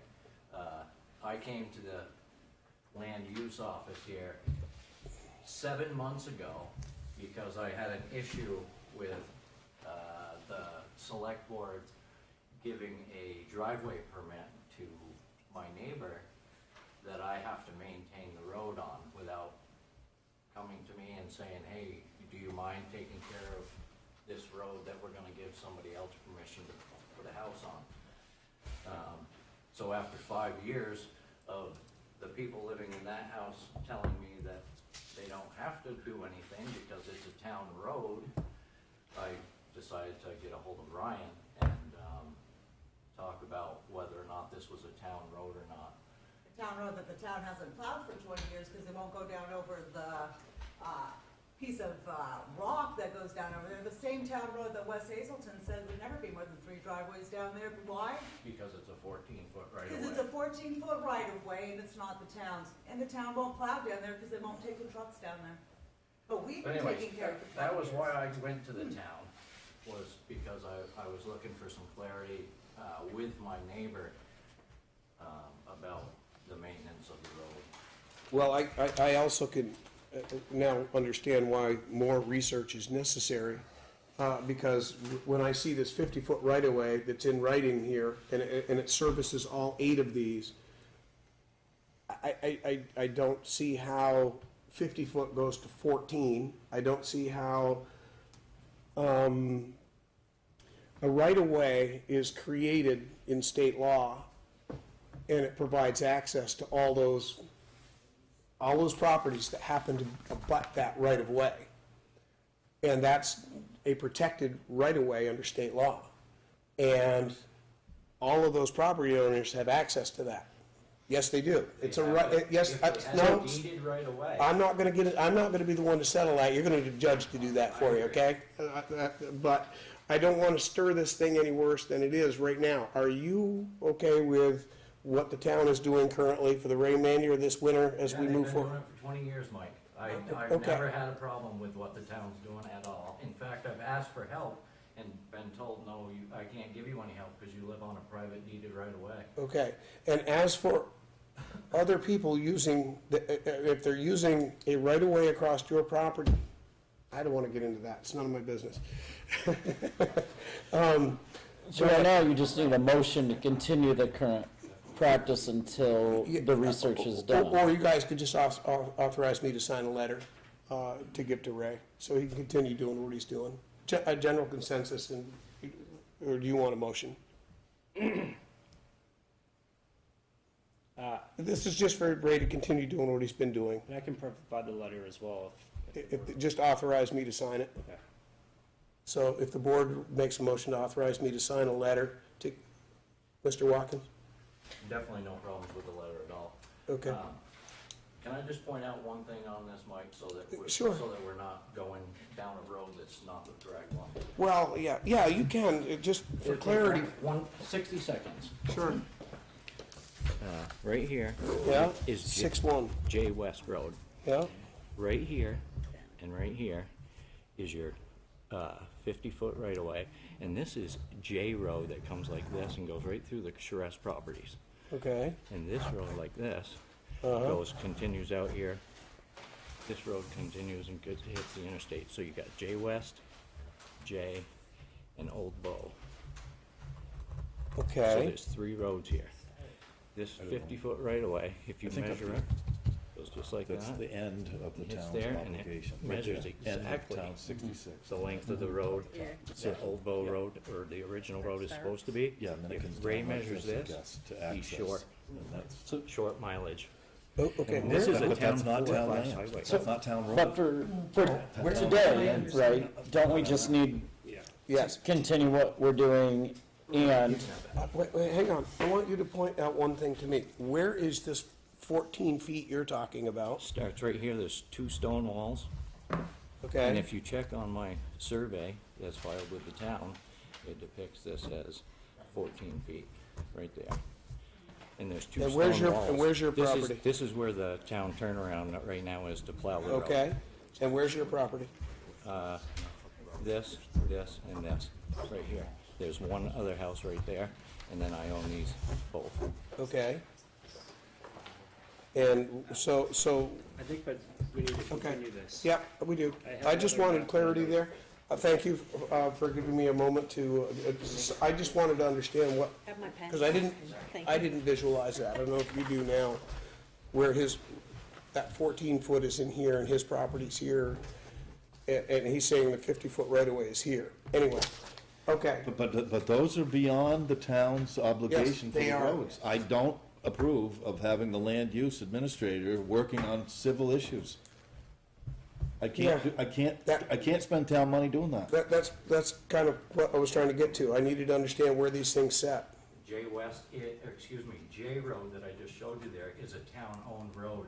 Owned by the town. So the everyone town, says so. the town could take care of that road, and that would give Mr. Charest access to all his properties, and there would be no, civil anything, because the town already owns J Road.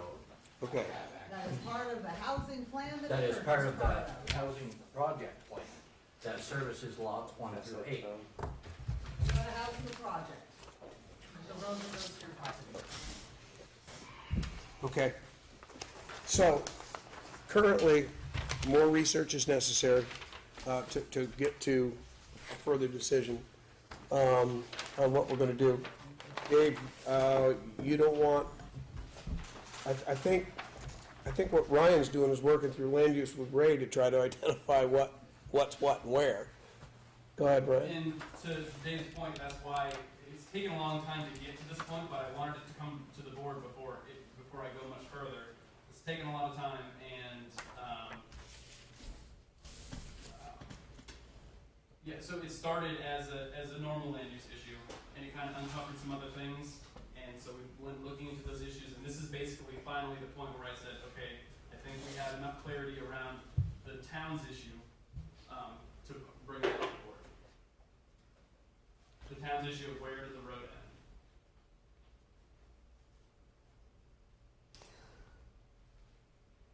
This reminds me of Drumlin Road, and we clarified that with town council, who pinned the end of the road, and we've accepted that. And it's in the highway map. Yes. And that's what has to be done here. I'm more than happy to extend a term of 6 months or whatever to get through the winter, to go through this plowing thing. But it looks like the whole neighborhood is looking for finality. But part of that finality would be to, it's up to them, if they choose to, if they wish to extend Oboe Road, there's a process for that, which means that they'd have to petition land use in order to extend it further or not, to do what they want. Just like Drumlin Road, just like we went through. Yeah. And typically what I look for is meets and bounds that are given in deeds, like that right away. It typically is spelled out in the right away, or shown in some way on a map that gives you those coordinates. Go ahead. We've been through all the deeds for all the properties there, and it doesn't provide any certainty. It refers to the right-of-way over the existing road, or the right-of-way over blank main road, but it's not tied to meets and bounds or a survey that we can find. So there is more work that could be done on that, but that is separate from the town's, where does the town road end? When it talks about that right of way being over the existing road, is that in reference to the J Road? Certain deeds say J Road, a lot of them don't. Most of them say Old Town Road, or the existing road. Again, it becomes. The first place out there was in 85, 87, that's when they established the 50-foot right-of-way for lots 1 through 8. I have no idea if they did the right-of-ways for all the other side of the road, where Mr. Watkins lives, all those roads. I have no idea what they have over there. All I know is what we saw on the map for 1 through 8. So when they're referring to anything after that, when they're referring to existing roads, they're probably talking about the right-of-way for lots 1 through 8. Right. And it shows that road being in front of all those properties, all the way from 1 through 8, all the way out. Brandon, what do you want to see your staff working on here? I think I'd like to have a discussion with Ryan and Ray tomorrow. Okay. Motion to extend the services of the town highway through the portion that they are now doing for 6 months. Do I hear a second? I'll second that. You want to authorize the chair to sign the letter? I don't know if you need a letter or not, whether we're just making the decision now and then revisit it in 6 In the months. minutes. Yep, that's fine. I'm fine with that as well. Motion is made and seconded. Any discussion on the motion? Hearing none, all in favor of the motion signify by saying aye. Aye. Aye. Motion, any opposed? Any abstentions? Hearing none, motion carries. So we'll continue to, Ray, you continue to do what you've been doing for now. And I guess from that point, Ray and Brandon and Ryan are gonna have some discussions, and we'll see where it goes from there. Everybody just needs to recognize that some parts of this are civil, as Mr. Fuller's pointed out, which is, we can't make those decisions. We can be asked to do some things once it gets to a hearing level, right, Dave? To create something? Yeah. But that's a whole different legal process. So, anyway, I think that's enough for tonight, yes, on this? I just want to thank everybody for Ryan? their patience. I just want to make sure we have names of everyone in attendance. Did everybody sign in tonight when they got here? Nicole? I did. Well, we're kind of wrapped up for tonight. We're pretty well. This is a pretty important one. Okay, If you can. I'll give you a second. Ray, you said the lots 1 through 8 were all on the same road. You thought they were all on the same, According to the print, 1985, 1987, so, that's what they so said. that's part of the town-owned road. That's a class 4 road. My portion of the road would be private, and it would be a driveway. That's where it's confusing, because after 0.61 miles, our class 4 road takes 45 out through the woods. It's not on the road that's in front of all these properties. It's not the same road. According to It's the not the same road. The driving drunk on your tractor and stuff probably isn't acceptable.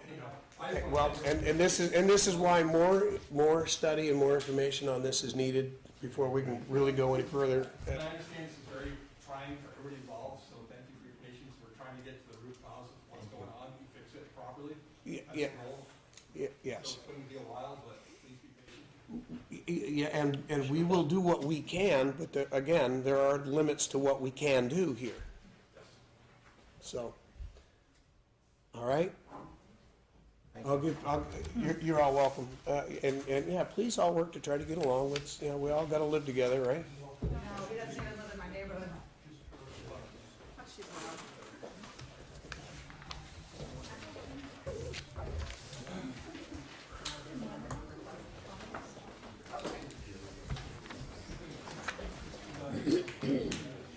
The discussion on the road is gonna end in here now, and we're gonna move on, so.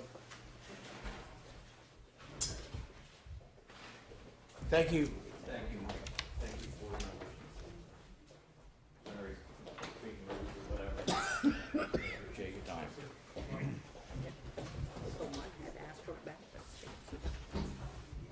Okay, next item on the agenda is monthly meetings.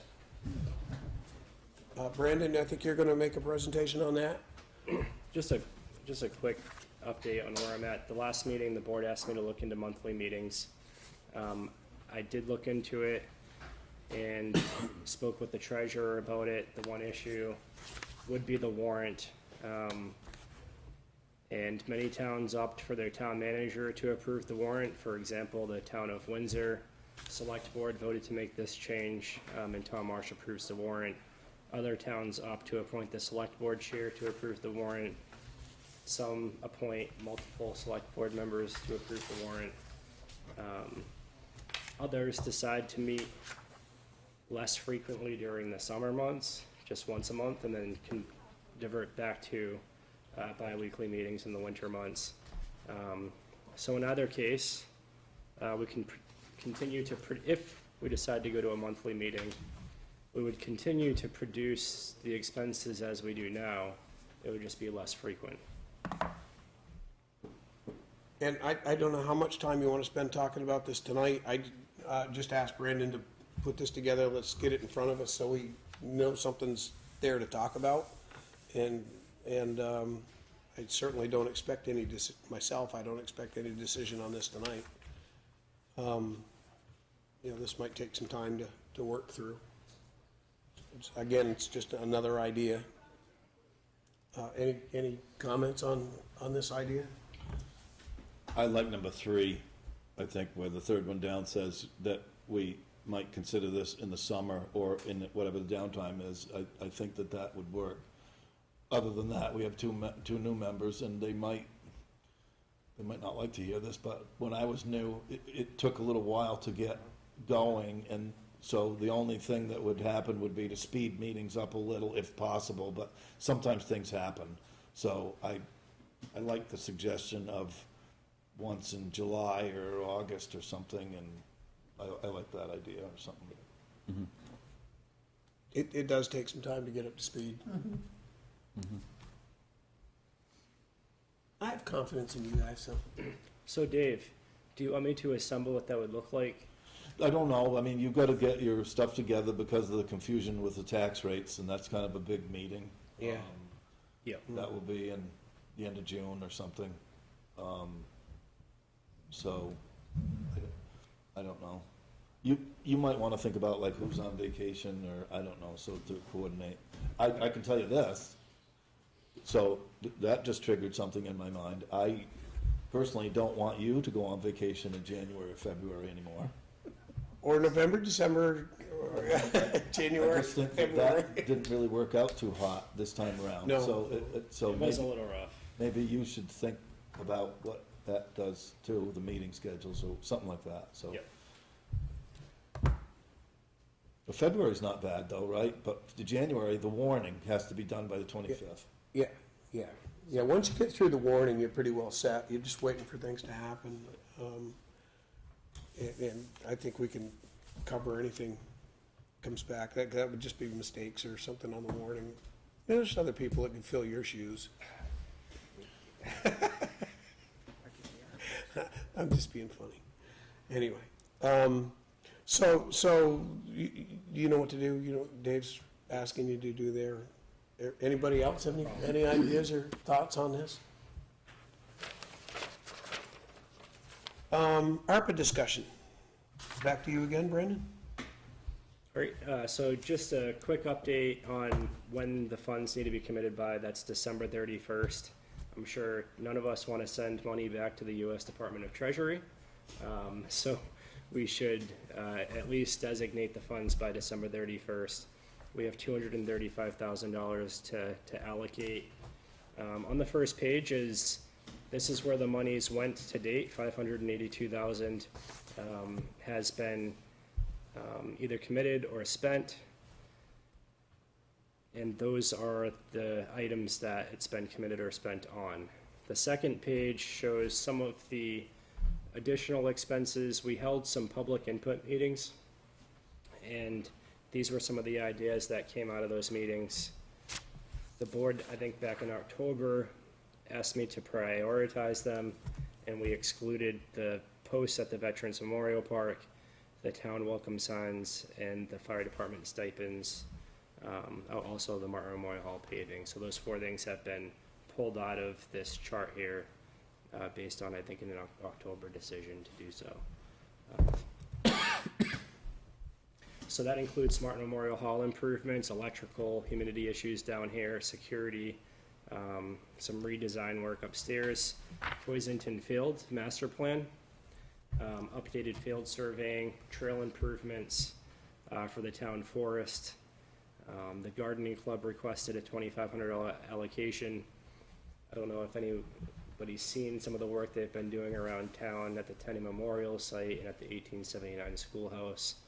They also come over to Martin Memorial Hall and plant flowers around the building, and it looks really nice.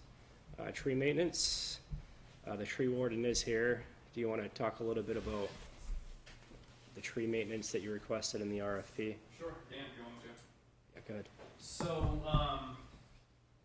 maybe it was 2 years ago, we did kind of an inventory on the different town properties and all the trees on those properties, including the Grove, Perkinsville, Green, Pleasanton Field, a variety of other places, and basically came up with a list of work that needs to be done, trees that either need to be removed or pruned, generally in respect to public safety, people using the parks and things being underneath the trees. Certain things like the Grove have a lot of dead limbs, but the trees might be fine. There's been routine pruning in the past. Maybe it wasn't routine, but it's been pruned a couple of times anyway.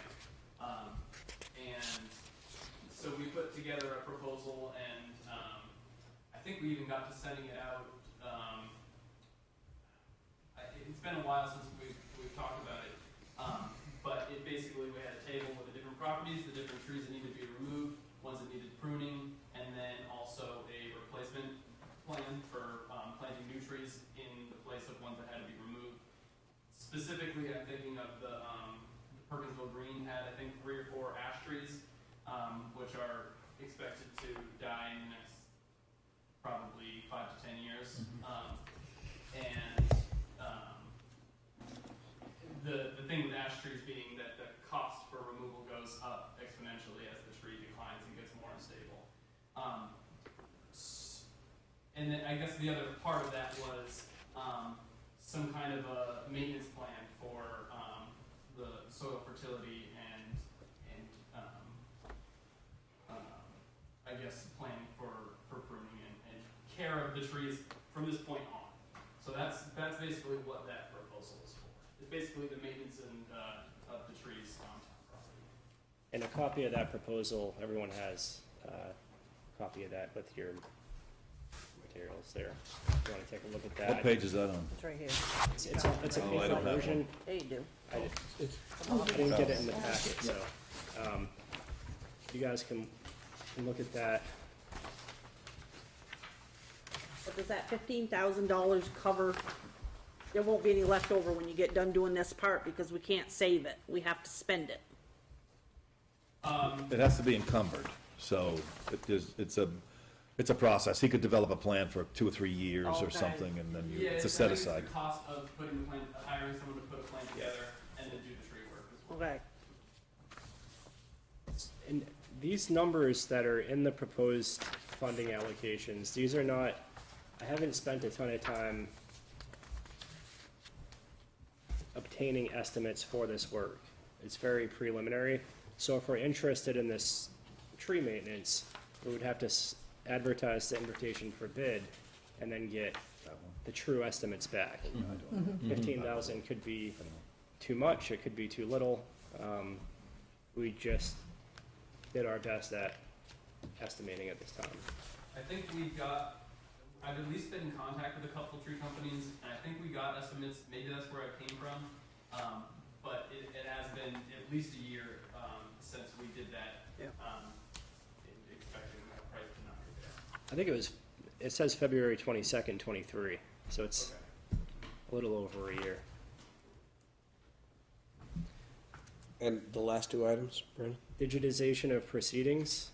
The town clerk has an estimate for that, and that was around $25,000. And then Ray has proposed an addition to the highway garage. Can you talk a little bit about that? Yeah, we've talked about it for a while, on the, the north end of the building, all the way across the shed roof, half of it being closed. If you go look at the shop, it's where the insulation stops, that whole block area. That was the plan years ago, that's why they stopped the insulation. We're trying to get all the flammables out of the building and store oil and everything out there, and make more room in the shop for our winter time equipment and all the plows and stuff around. Make a place we can actually weld and not be near all our flammables. I have gotten grants, we've got a bunch of fireproof cabinets now. It'd be nice to be able to move the air compressor away from the electrical panel. It's within 3 feet, which is a code violation, so we're working on getting that moved. That might go out in this room. Oil storage tank. Now, We don't have fire sprinklers or anything in the buildings, it's pretty code. the Trying to reduce the fire load. the shed roof addition for storage of flammables and stuff, is that for the storage of usable materials, or is that used Some of it's waste? Some of it's waste oil, some of it's all our new oil drum barrels are just in the shop, scattered around. All the Okay. paint cabinets, the gas cabinets, all that stuff is in the shop now. We're trying to get it in one central location. So would it be a heated area? Yes. Oh, And okay. we have a That's what- window that would come out and it would just turn into, it would be boxed in, and the heater pipe would just be added on. We already have space on the furnace. We can bring it over, put a damper so it can't go backwards in the shop. If it does catch on fire, it would allow a lot of, the block wall to help reduce the fire going into the main part of the building. Okay. It's the goal, anyway. Have you got a floor plan for that? We have a rough draft. No. I did follow your direction, Dave, and I had a company come in to do the whole end of the building as a regular addition, and it came in to $213,000. Ouch. Okay, we have 235 left. It was just We could pay cash. Kelly? So does that mean that there's no generator going in over at the town? It's not on the list anymore. Yeah, I noticed because when I went back to November 20th, this wasn't on there, so. Yeah, when I spoke with Dave, we discussed purchasing a generator from Home Depot to open and close the garage doors. What about the gas, fuel? You need something to pump fuel with. Well, if we get the right size portable generator for the intern until we can figure out the long-term solution, we have a transfer switch. I had an electrician come and look at it. It does work. We did run it the last storm, luckily. We were able to figure it out, and John Esty had a cord at his house we stole to make it work. But it's only a 6,500 watt. I need more to run the heater and be able to run more lights and stuff. So that is a temporary solution, but I think long-term we do want a permanent generator that runs on its own fuel source that comes on automatically. But for me, it's safety, and I want something immediate. So if I can, I like it. Think like a farmer. Thank you. Another No, I'm reason, dead serious. yeah, The goal here for the generator, and if we had the choice to put this one in again, and John Harrison on the way in pointed out that the tank was empty, so it didn't work when we lost the power.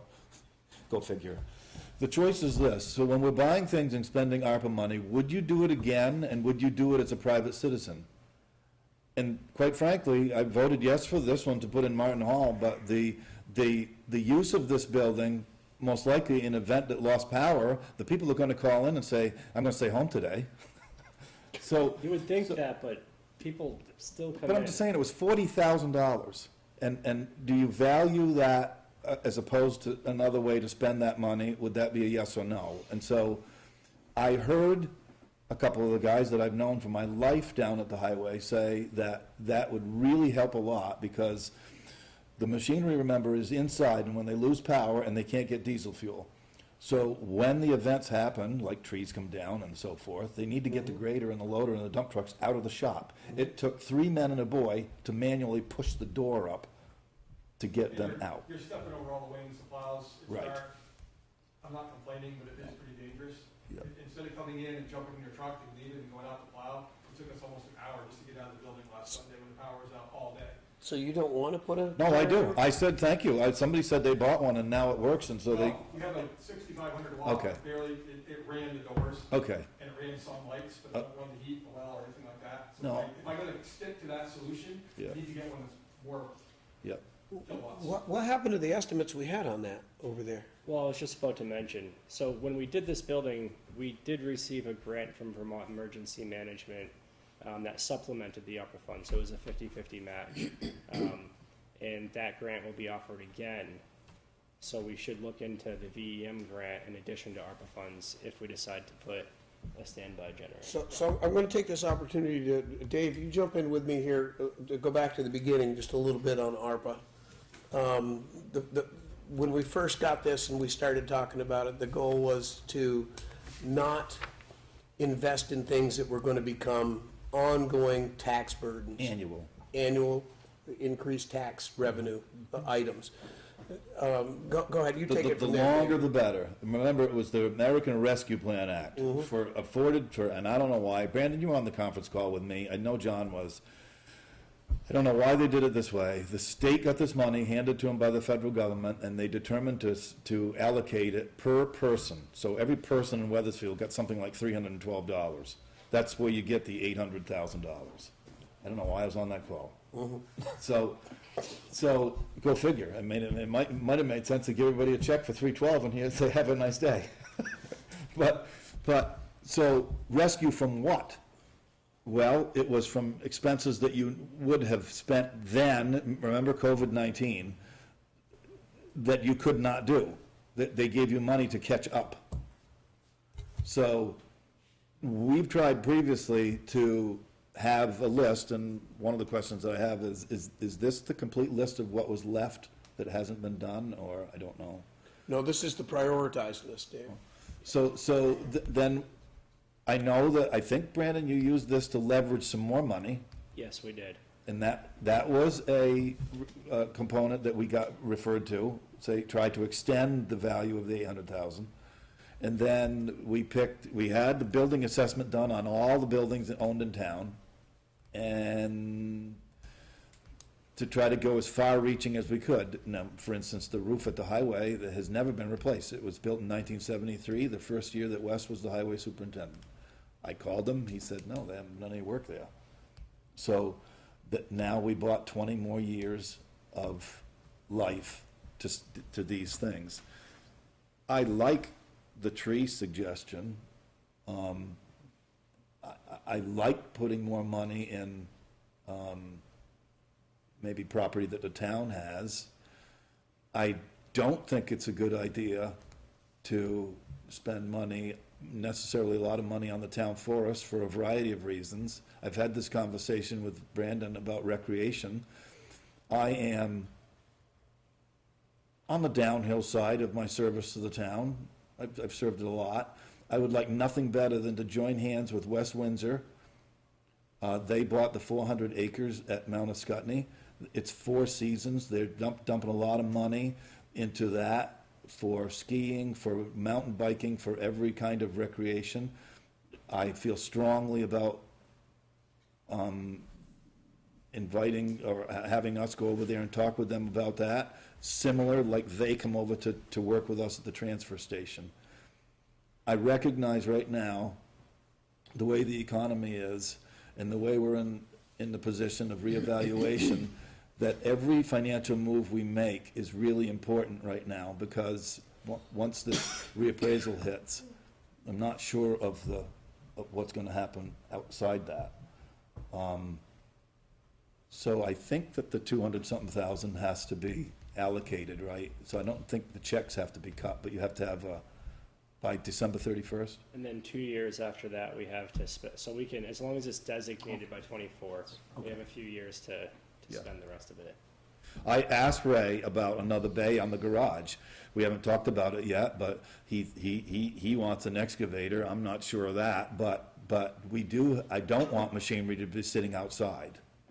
I don't think that's a good idea. We've had that same thing happen with the fire trucks. The last two that we bought, I don't know that they actually fit in the garages, and they had to do some renovating to make sure they didn't have the things in the houses. So you gotta really figure out what the dimensions are, what you're buying, and then match them to the buildings you have. I also really like the idea of digitalizing the records here. We started with land use. I know Sven did that. So people can access their deeds, and like the people that just left in this room, you'll be able to push your computer and be able to access your records here without coming to see Floanne and going into the vault. I like that a lot. But is that part of the $25,000? It is. So we'd have to know at what level that's at. I thought when Sven left, he had something like 25 or 30%. There's probably grant money for that too, as well, from the state. Do you know that? 25 or 30% of for that as well. I'm sorry? We have reserve funds. Yeah, for the yes, vault and as well. reserve funds. No, I don't know how much Sven did what get done. level? It was about 20 or 30%, yeah, I think. Yeah, I think it's just about, it's not that much. Yeah. I still have to definitely check both digital and physical to make sure.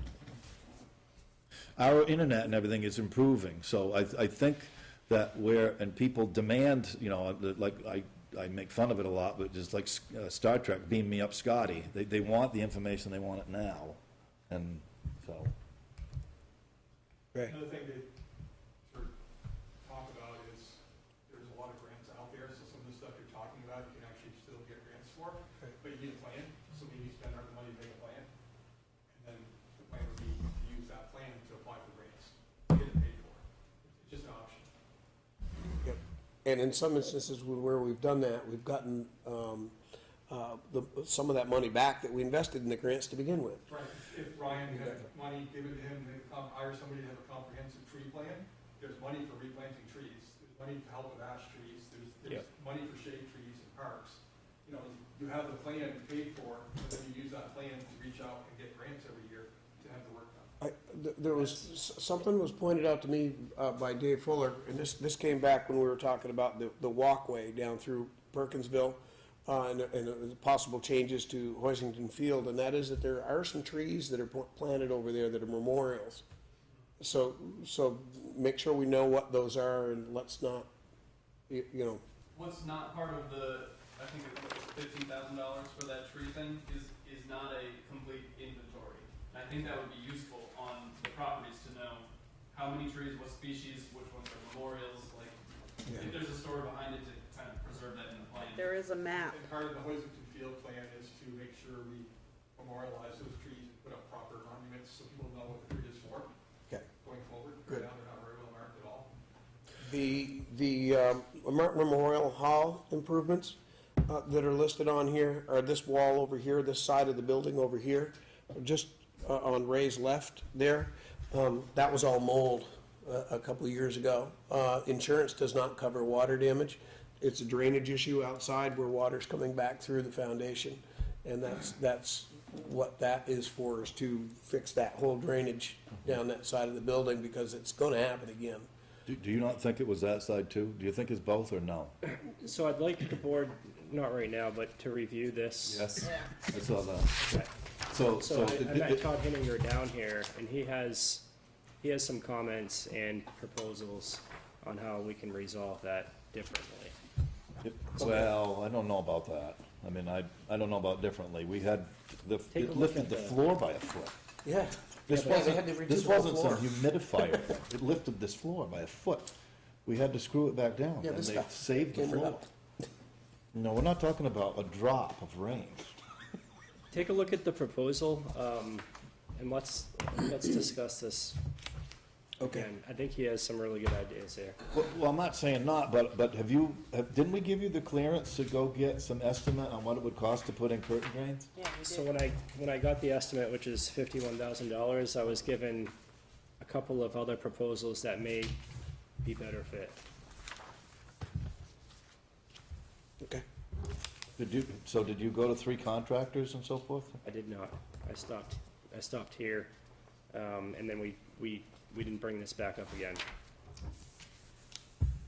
And I'm willing to continue, but I'd like the board to review this proposal first. Which one? From Heritage Engineer? Okay. Yes. Okay. Okay. Anything else on ARPA tonight? You guys feel enlightened on what's going on with ARPA? I'm getting there. You look tired. So I think in the next meeting, can we put this on the agenda again? It'll give everyone the opportunity to review everything. If you have any questions, please Any feel free to objections? contact me. ARPA will be on the agenda for the next future agenda items. And the reason for that is so I know which direction to go and where to invest my time with obtaining estimates and doing requests for bids and so forth. Okay, that wraps up ARPA. Town manager update. You got 2.5 minutes. I'll be quick. So we completed budget to actuals for period 8, and overall revenues in the general fund are at 69% and expenses are at 69%. So unlike last year, there are currently no concerns about our department's budget to actuals or revenue shortfalls at this time. Highway fund revenues are at 74%. This is slightly higher than where we should be because we received all of our state aid in the first 4 months of the fiscal year. Usually that's done quarterly, but they gave it to us all at once due to the July storm. So they wanted to put some revenue into the town to deal with any damage that we received from the July storm.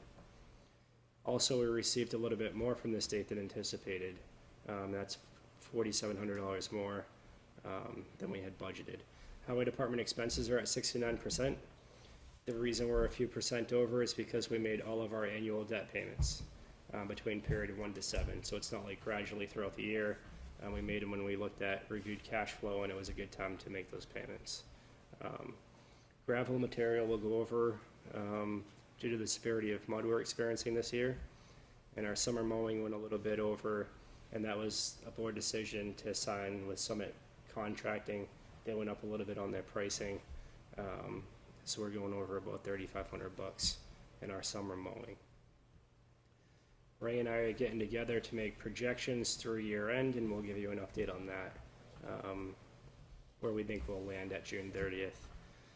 Our solid waste fund fixed revenues are at 99%, our variable revenues are at 66%, and revenue overall is at 80%. On the expense side, fixed expenses are at 83%, variable expenses at 83%, and overall our expenses are at 88%. This is really high for this time of the year. We should not be at 88%. This is leading to a net revenue expense shortfall of $19,674 right now. We're going to be doing projections through year end, and I anticipate that number to grow like it has been doing every year. This is because we don't charge for recycling, but we pay to transfer recycling out. So we're not charging residents, but the solid waste department is paying to transfer those recyclables out. So how do we do that? It's an enterprise fund, it's not from tax dollars. So the money that we generate through punch ticket sales needs to offset the amount of money we're spending to transfer these materials out of the transfer station. We're doing this by overcharging for the trash to try to offset the recycling. But it's still really difficult because you can't really isolate recycling from trash and generate enough revenue from the punch ticket sales for trash to cover the recycling. We have a net cumulative fund deficit over the past 10 years that's continuing to grow. I think around $60,000 right now. So I'm just bringing that to your attention. Like, I probably sound like a broken record because I say this every year, but we really need to figure that out. Phone and internet, our Comcast contract expired, and we've decided to move on to First Light fiber in the building. We've received complaints over the past couple of years about the upload and download speeds at Martin Memorial Hall from residents that join Zoom meetings and so forth, and that's because although our megabytes per second is 100 megabytes per second, on the upload speed, on the download speed, it's 25 megabytes per second. So it's causing some lag time for residents that join meetings and so forth. That'll be resolved with First Light Fiber. And then we're switching to Key Communications, which is a local business for phones. There's a net savings there. Invitation for bids, wheeled excavator. The highway superintendent presented a wheeled excavator at town meeting, and the town voted in favor of authorizing the select board to borrow up to $150,000 for a term not to exceed 7 years for the replacement of the 2009 backhoe. The purchase of the new piece of equipment will be paid for through a combination of reserves and loans, amounts to be determined when we receive bids back and review them at the second meeting in April.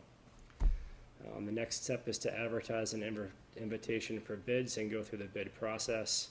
The invitation for bids is attached to this report with that proposed timeline.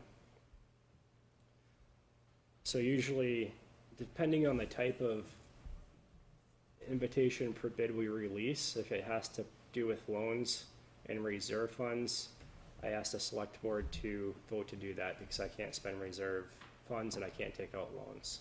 If it's within the budget, then I just move forward with those. But since this is, again, reserves and loans, the bid is attached to this report for review, and ask that the board authorize me to send it out. I have 2 more items, and then we can discuss anything in here. Our capital plan, so we've been working on a long-term financial plan for the town, and that would include highway, police, fire trucks, technology, and we have completed or drafted the highway, completed police and fire trucks, and we're working on fire equipment and technology. So we're going to present that to the budget committee, and then we plan on presenting it to the board in August. Last thing I have is shared services. So over the years, especially after COVID, it's been very difficult to keep certain positions filled, considering the salaries offered and the limited applicant pool in the area. The town of Windsor and I are currently working on an assessment between our towns to determine how we can restructure to share services and address the issues we've both been having and several towns have been having around us with retaining staff. Our land use administrator, Ryan, is shared between Windsor, Rockingham, and Weathersfield. That's been working out very well. We also have a planner that does the 3 towns. I anticipate completion of the assessment by the end of April with a presentation in May and June about how we can share services and have more regionalized positions. So, any questions? I think I started to bring this up with you when we met, and that was the question about whether whether the recycling costs us more if we separate it as recycling than if we include it, if we just trash everything. Because at this point, we're not getting any revenue at all from the resale of recycled materials. Is that correct, A little Greg? bit. It's not enough to offset the cost. There's a little bit of revenue, but not very much at all. I think it's And- like 7,000, right? Yeah, it's minimal. So the question is, does it make sense for us to be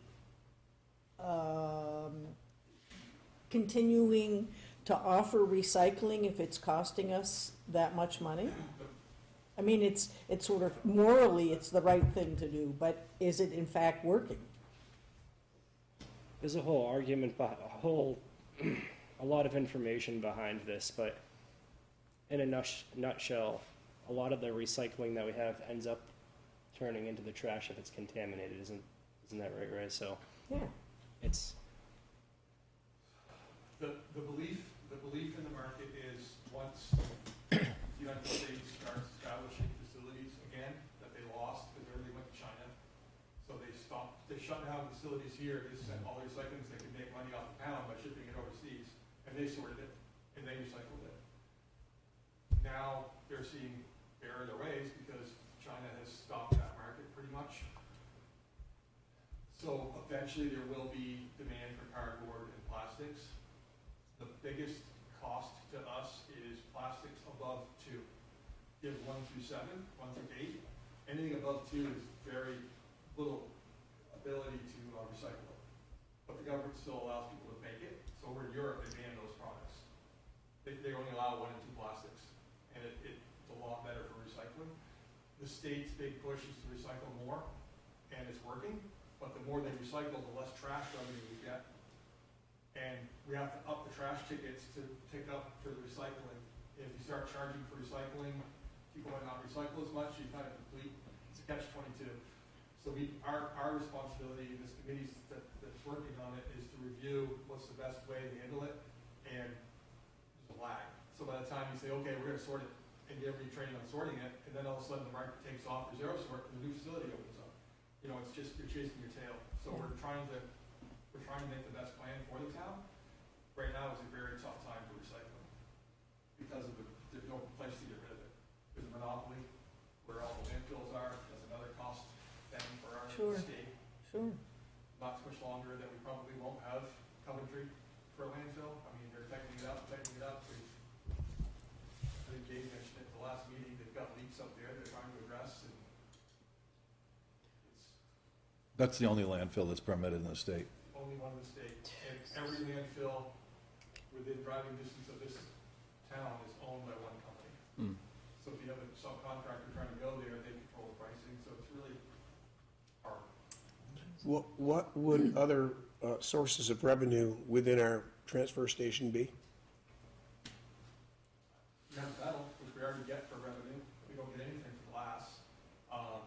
You could start a compost facility, maybe sell compost, but that's all money, and you have to have labor. You have to, if you want to sort more, before we had bays, and you dump cans in the bay and cardboard in the bay, and Norm would bail it. If you had time, the town would go up with their trucks and they would ship everything. They would load it up with our loaders, put loose cans and loose glass jars, bring it down to Keene. That's closed. So it's, you're doing that, you're working on roads. How about where are we at with C&D? Is that, C&D's construction and demolition? Thing that's scary to think about, but it's a possibility. It's like every 5 years, review the facility, have private contractors come in and tell you what it costs to run it. And maybe they could open up to every town in the neighborhood, and they could pay us rent, and we could dump for free, and they can make their money off other towns. It's something, it's spitballing, but maybe that's something worth looking at. It's just something, those are all things that are talked about. So we have a transfer station joint committee with a select board representative from West Windsor and Reading and Weathersfield to review all of this stuff. Which we currently do not have a representative. Correct. Because he's sitting over there from the last board. Correct. So we need a representative. Does that mean that I have to do this now? It's one of you two. No, So to answer your question, everything's being looked at. Everything's constantly being looked at, and we're trying to find the best solution to address the problem. We've stopped the bleeding quite a bit with having fixed revenue set up, so we know what the fixed costs are for labor, lights, and power, all that's fixed. What we're working on now is trying to figure out this to the market with all the recycling and trash and everything else. So we're constantly talking to the crew, make sure you're punching enough, we have to review it, charge more for punch cards, it's just. And does that, do we then run the risk that people start dumping their trash That's what I was wondering. elsewhere? That's, Nothing we can think about. there's a breaking point. But have we seen an increase as, there's no correlation between the ticket price and amount of dumping and People litter? are gonna throw trash, are gonna throw trash. I don't know, it's not, I can generate a report to show you exactly how it looks financially over the past couple of years. I think they actually have one. August? Just a couple things, looking at this like you guys are looking at it, Brandon and I wanted to do a study at the transfer station, you do like a survey. But I'm a regular user, and there's two things that came to mind in the meetings that we had in the discussions. You can charge people a punch when they do cardboard and plastics. Right now, people just pull up and throw those recyclables in there. You could say it hits one punch per use. That right there would generate revenue. It wouldn't be cost prohibitive, it's just a punch. And another thing is the permit decal, which I believe comes out, is it on your assessment or your tax bill, $50? Yes. That, there's been reluctance to change that, but as inflation and costs have increased, that cost has not increased. So that's a longer term discussion, but those are two, say that was just $60. When you multiply that times what, 1,600? Well, that's just Weathersfield, I think it's 1,600. 20. Weathersfield. I think it's So 27. I'll just share those two things, because I know you're running, there's a lot of stuff on the agenda tonight. But those are just two little things, but I think it's probably worth spending 4 hours at the transfer station. And I'd be delighted as a volunteer to support the select board if you'd like me to help with something like that. You and I had a conversation about a board member versus a non-board member on that joint committee. Where'd you end up with that? Well, the problem with that is that the agreement that we signed requires a select board member from each town to be appointed to the committee. So, okay, so what other position is open that who else? Weigher of coal. No, where there was a select board representative on a board that, so the transfer station is one select board rep. That was August now. School board. School board. Are you not doing school board? I did it before. Oh, but so you're not planning to continue I that? don't know. I hadn't planned on, I don't know. I would, Dave, I'd appreciate it if you'd stay over there myself. Probably we should put it on the next agenda, right? All those Yeah. positions, Yeah, let's let's do get that. to it. Yeah, that's a good idea. Because those all sound like they're important, You got that, Brandon? I do have Can't do the school, so. one more quick announcement before I forget. So we did hire a new police officer. We swore him in yesterday. His name's Vincent Franchi, and he replaces Ryan Prince. And Vincent was in Springfield, so you may know him. What's his last name? Franchi? I met him today at the school. Did you? Yeah, they came to the school today. But I couldn't remember what his name was. I have a couple of questions. Go ahead, Dave. So I found out today, and I don't know it's in your report, but I saw something that made me think about it, that John Harrison called me this morning and told me that in the flooding, I think it was in the flooding in the first paragraph, Brandon. Yes. And I don't know if this affects the town, but I suspect that it might be. I don't know. They're always having some type of fund somewhere, whether it's federal funds or not, to allow towns to recover some flooding monies. I don't know. You guys need to keep up on that. Yep. But what he told me was, for personal interest, he told me that the governor signed a bill that was crafted by the legislature to allow for reimbursement of education funds from people that had fields that were flooded in July. And that's me. So, all right, I don't know if it's limited to fields, but it had to do with flooding. And so how that works, though, is you have to file with your town clerk to abate those taxes. You gotta get a map, you gotta show what's going on. And I think he told me that it was for a year, and then the state will reimburse the town. So the town won't be out any money, but there's a process. Okay. So, that just made me think when you opened the door about flooding. What was the grant program called? I can't remember, it was a House bill that went through the Senate and the governor signed it. So it had to do with flooding, and it was only education tax for some reason. I don't know why, that is. But the state was, Your press release, Brandon, you should be able to find it. yeah, the state was gonna reimburse the town. But if you can imagine, the flooding's gonna have to be delineated from like a tax map located in the lister's office.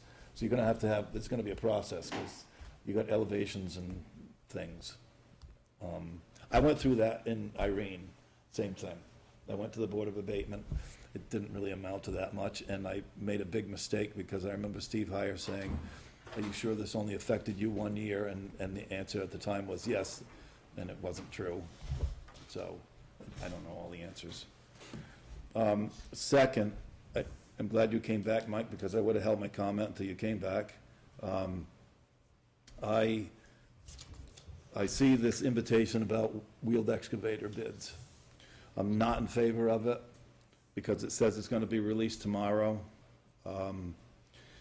I have, through the packet, I looked up the specs. I asked Brandon who drafted the specs. I didn't get an answer. There were questions at the town meeting about this article that was passed, and it was, hindsight, it was pretty vague about the package. So I've done a little homework here. The specs that are noted here in this packet to be going out, going to exclude Caterpillar and John Deere from bidding. I absolutely know that for a fact. I've called the dealers. They do not build a machine with this weight specific. These weights are too small. They just don't build that animal. They do not. That concerns me greatly. I will not vote for a machine in this town, a construction machine, that doesn't get bid on by Caterpillar. I'm going to make that flat-out statement. And the reason why is my service to this town has noted some relationships with Caterpillar here. I'm going to specifically give you the example.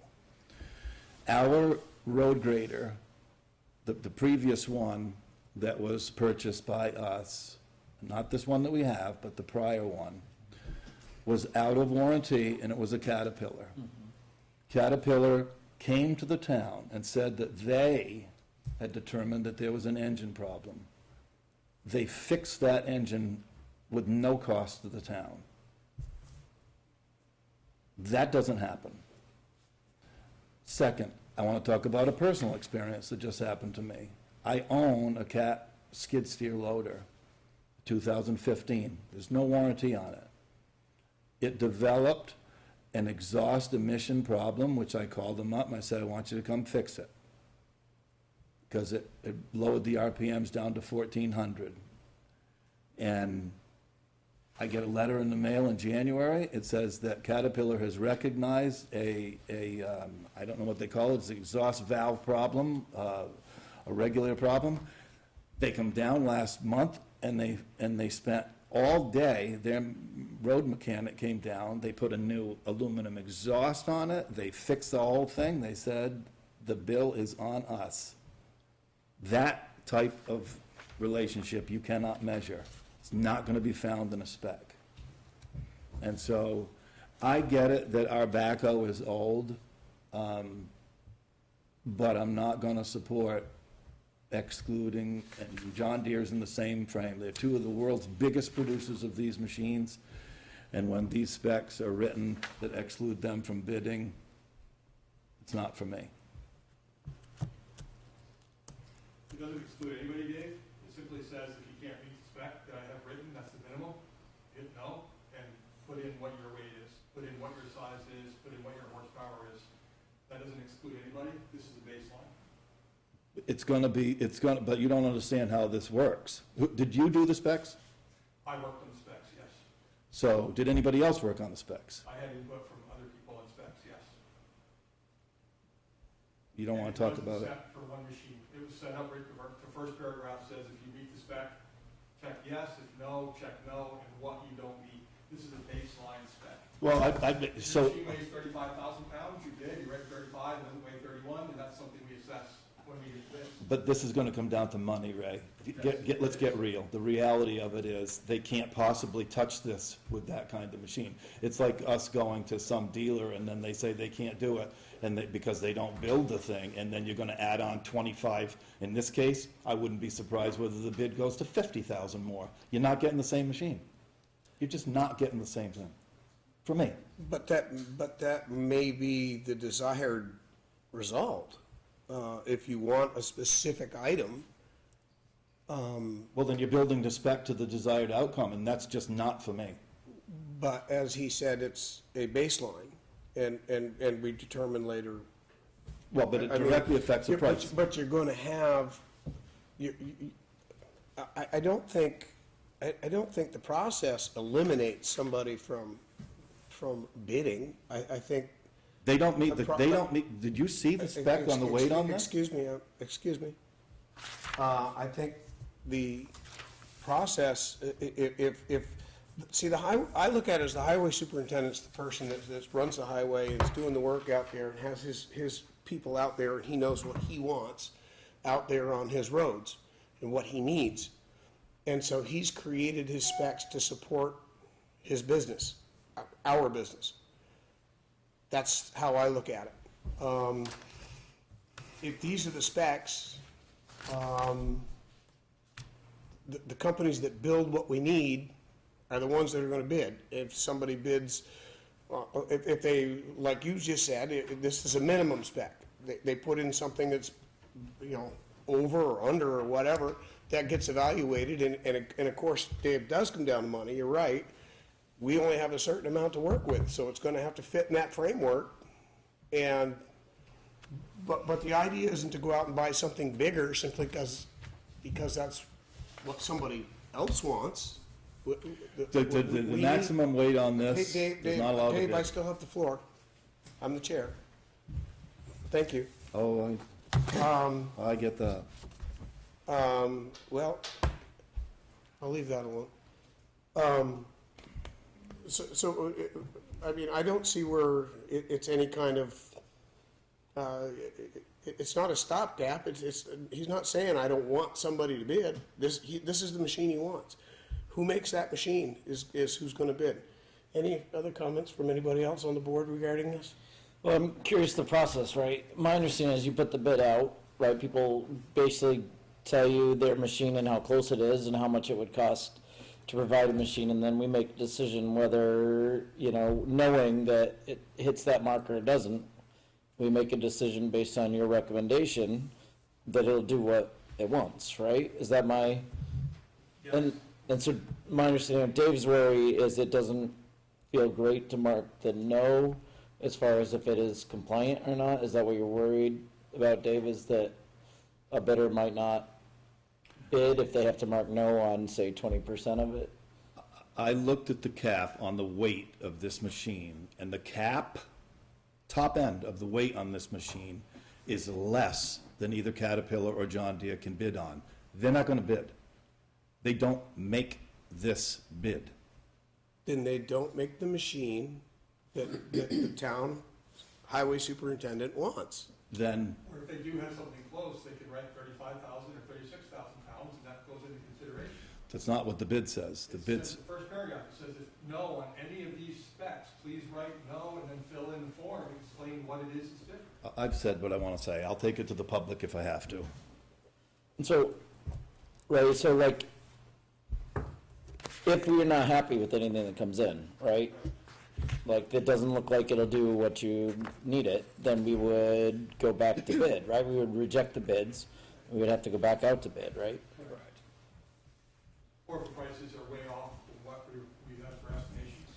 If it comes in at 375,000, we're thinking 255,000, for instance, then you have to figure it out. Right.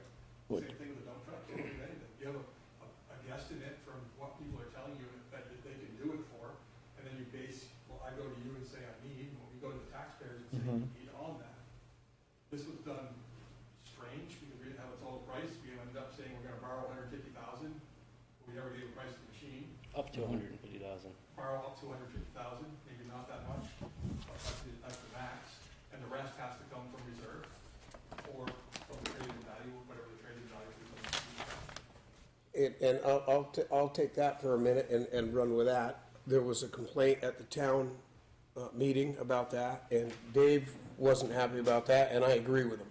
That moving forward, we will have those specs and bids, and it's, so that we can craft it.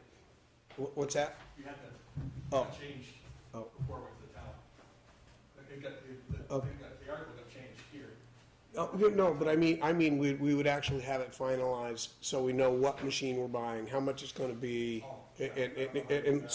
right, Dave? That we would actually be more specific like we were in the past. My understanding of that complaint was they just wanted to know how much was borrowed, how much was coming from the reserve fund, right? But you couldn't actually There was pick well, you could. machine unless you've gone to bid, right? Well, that's correct. You would actually do that process first, and so then you know exactly what machine it is you're doing, and you can create your article around that. Numbers to get estimates Yeah. from different manufacturers, Chevy, Ford, Dodge, Yep. they tell you a range. So your lowest vehicle that they give you a price on is 20 grand, highest is 35 grand. So, you know, 35 grand is what you're asked for, but you might end up with 20 grand. It's very throw a dart at the board type thing. Dave, what is the harm you see into putting this out if we don't get a machine? Is there harm that, like, we have to reject the bid? Is there harm done at that point?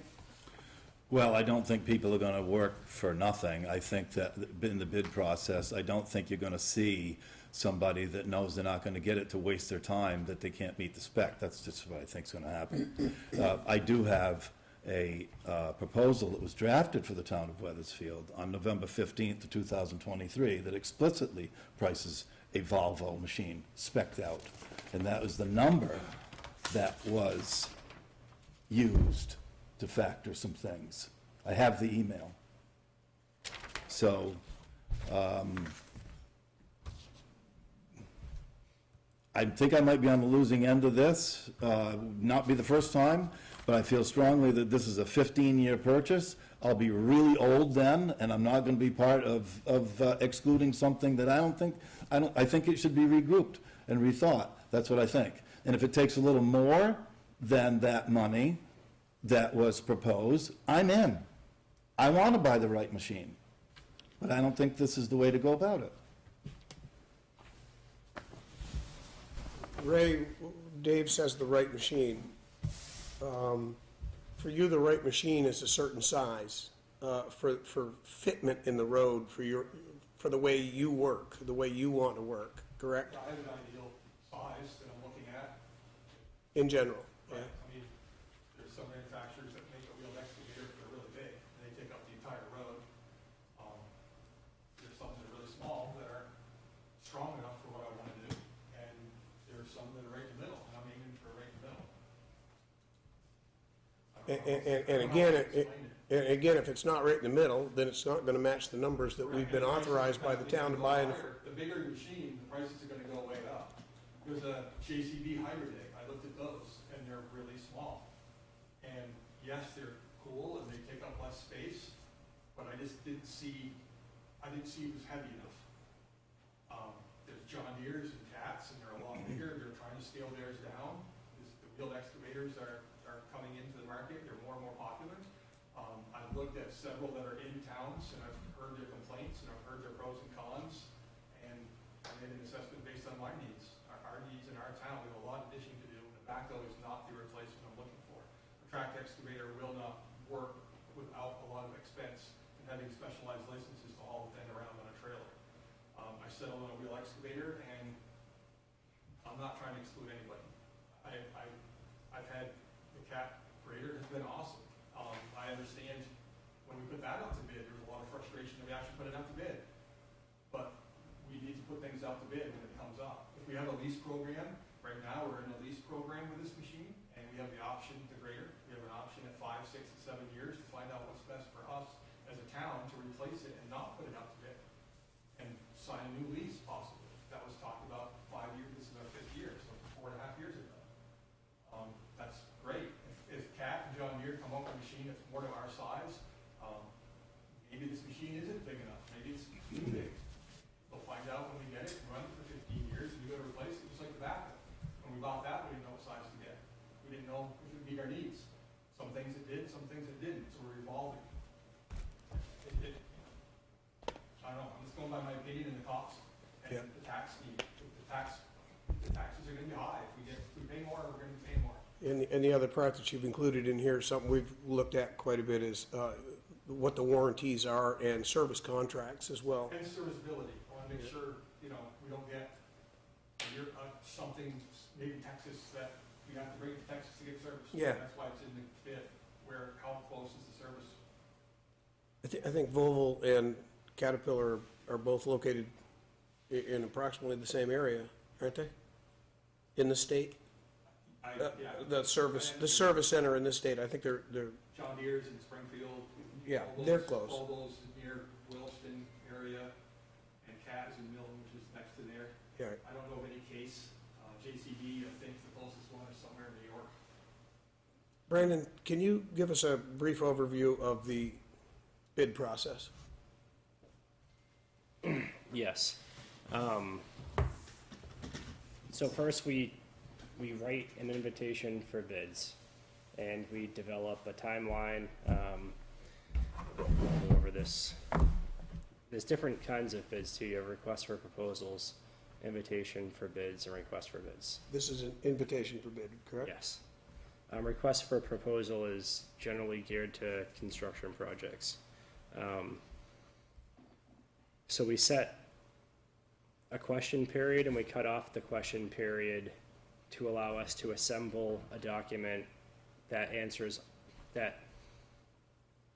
into a document all the questions asked and answered. So if somebody contacts me via email and asks a question and we answer it, we send that out to everybody on the plan holders list, so that it's a level playing field. Any notes and addenda also go out to everyone on the plan holders list, and then we put it on our website, we put it on the state website. When we set a bid due date, and the reason we do that obviously is so we get all the bids and then we open them at the same time at a publicly warned time and date. These bids are sealed? These bids must come in sealed. That's why we don't receive them via email. So when the bids come in, they go into a folder, and then, like for example, this one, bids must be submitted no later than April 17th at 11 a.m. And then we open them at 1 p.m. with the town clerk and 2 witnesses. So one person, it sounds funny, but for internal controls, one person unseals the envelope and removes the bid, passes it to either Ray or Olivia, and then that bid's read aloud, and then the town clerk seals it with her official seal. And all the bids are collected, and we put it into an Excel document to show on the bid form here. It requests bidder's name, address, email address, phone number, and then excavator bid, trade and offer, the warranties, and we'll just compare those side by side in an Excel document, and then that's what we produce to the select board. Then you go through the check sheet. On this one's the check sheet, you have to write yes or no, and then for those, you compile all the answers, and then you have to make an assessment on, do we want to pay $30,000 more to get X, Y, and Z, or do you want to stick to this and have A, B, and C? You want to make sure those minimums are met. And you could go over, but the cost is going to go over. It's going to be. That's the analysis of the bid. Yep. Okay. So the analysis takes place after we open all the bids. None of which in this process can take place until we actually release the bid, the invitation for bid. Correct. Which is what you want tonight. You're asking us to release the invitation to bid. We'll get a couple of estimates beforehand, and that's used to generate a number that we bring to town meeting. But if you disclose that information, like those estimates are kept in confidence, because if the estimate gets released, then you tell their competitors how much their bid could potentially be. So that's why they're sealed. And the estimate's kept in confidence. When I contact you for a truck price from Dodge, and they give me a price, that's between me and Brandon and that person. And then another person who's doing it from Chevy, the guy from Chevy doesn't know what Dodge, their price is. You don't talk between vendors and say, oh, this guy can do this for this, and why are you doing this for that? That's not good. You don't ever want to release bid information ahead of the bid, because you're not going to bid next time. You're not going to trust us. You have to trust each other through that whole process. Anyway. Is there a minimum number of bids we have to receive? No. You have to release the bid and show you advertise it properly, and you might get one, you might get 10, you might get none. When you're asking in a purchase policy, if you're over $5,000, it tells you shall get 3 quotes. You must get 3 quotes. And sometimes that's an issue because you can't force people to give you a quote. So that's something we can discuss later, but most of the time, if you're buying a $6,000-ish item, you get 3 prices, you go online, you go wherever, you can get them. But as a bid, you aren't guaranteed a response. You have to show that you went through the proper bid process. Now, You get one bid, you get 1 bid, you get 10, you get 10. a request for quote for our purchasing policy does require 3. But for the bid process, you can't, just 1. Be fine. So we're ready to deal with this? Can I ask one more question? Sure, go ahead. Can, right, how many bids would you anticipate if we approve this today? Would you anticipate any certain number? There's only 3 or 4 vendors that would be able to bid on it. Even if they say no on some of the weights or some of the engine sizes, they can still bid. And we have to decide what is acceptable and not acceptable at that time. So you're not gonna get any more than 4. It's not that there's only so many people that make excavators. No, I get that, yeah. I mean, Case, I guess, I don't even know there isn't Case dealer around here anymore. Now, I did, my research on this was limited to just looking online at the machines.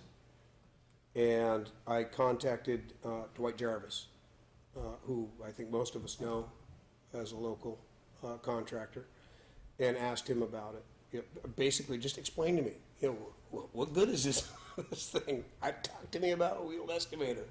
And he did, and explained it, and in the end, he said he absolutely supported what Ray is trying to do here, and thinks that is the right thing for the town to do.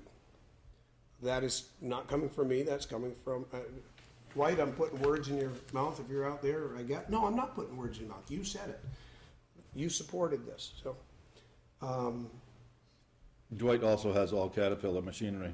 And Dwight also told me that if he buys another one, it'll probably be a Volvo, because he actually, went up and Right, no, I think we have, right. As far as vendors. Yeah. So the question that I have left is, that's the only one, so you're only giving me less than a month to get a petition up then, because it says vendor notification by 4/23. A petition for what, Dave? To recall the process. I think it's unfair. I can prove right now in front of me that there was 1 solicitation for a proposal. That's the number that was brought forward to town meeting. Dave, I would caution you about doing that, and you know why. Why? You know why. No, I don't. You contacted Volvo directly, and you talked with Caterpillar directly yourself. You probably shouldn't even be involved in this process. And there is a potential legal issue, and I was contacted about that. So I'm just, that's up to you. You do what you need to do, Dave. Yeah. But this board has to do what it does for the business of the town. Can I make a public comment? Go ahead. I thought Nathan's conversation was very healthy, which is you can ask for bids and you can review the bids that come in, and you as a select board can decide as a group if you're happy or unhappy with the results of the bid process. Exactly. Yeah, just because the bids come in doesn't mean it's good, as you pointed out, that anything's going to happen from that. Thank you for the opportunity to speak. You're welcome. So I'll entertain a motion to, do you have? Well, the only thing, I mean, what I wouldn't want to do is put a bid out that excluded a whole bunch of But I also, right, he's the guy we hired he knows, he's using it, not me.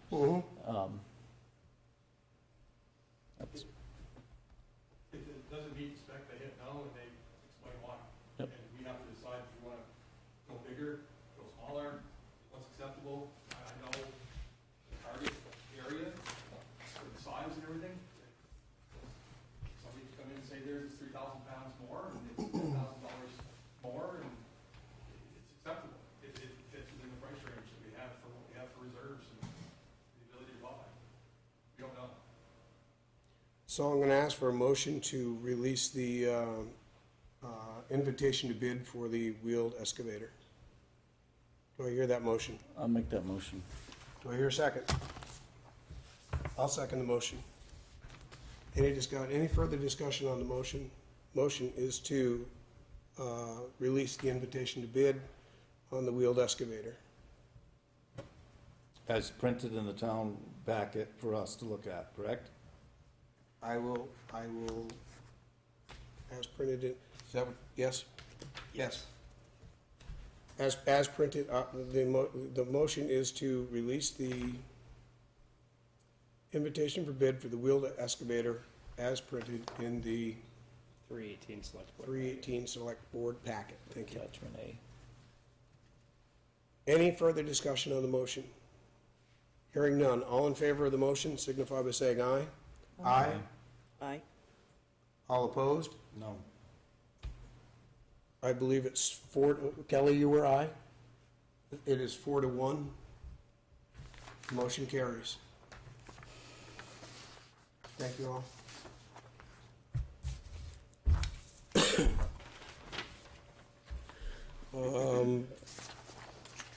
That was under town manager report, right? Yes. I have nothing further. Yeah, your 2.5 minutes are up.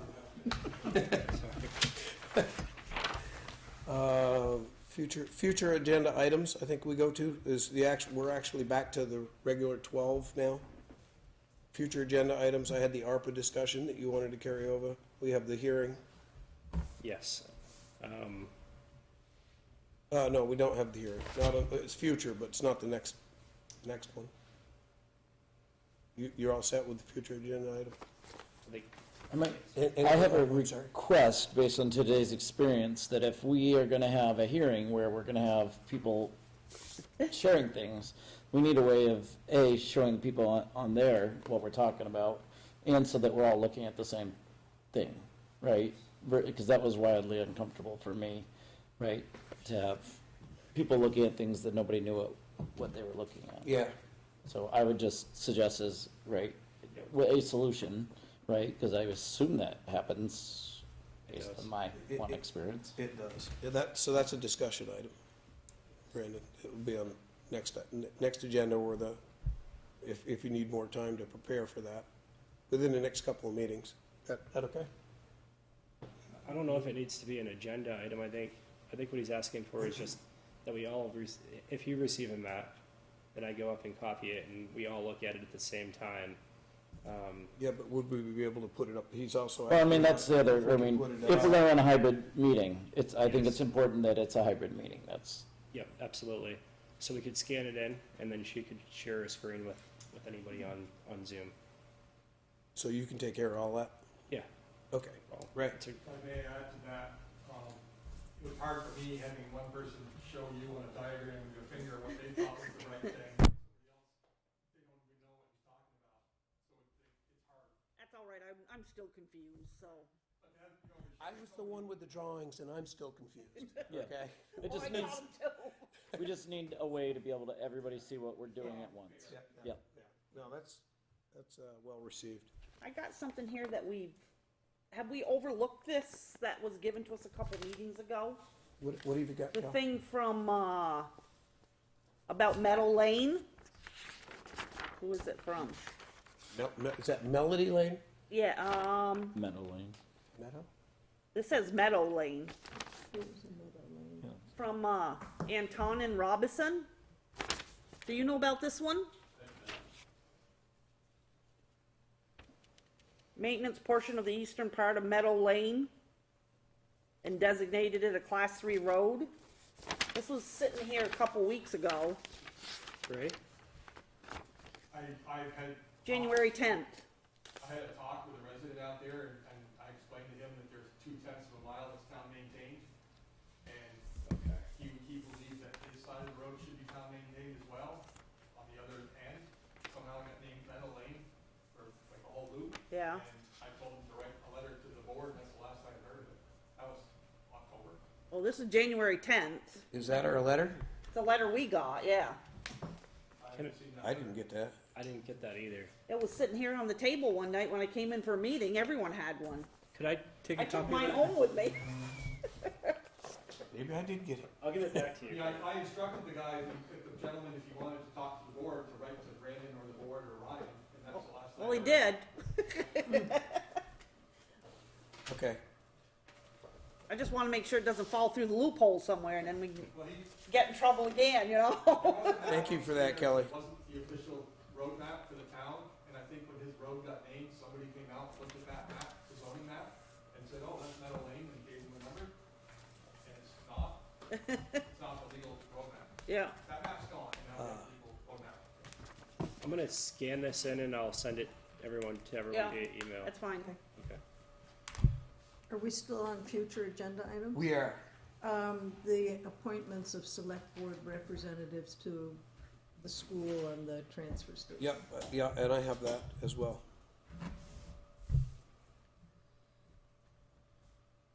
Like, Yep, I'm sorry, Ryan.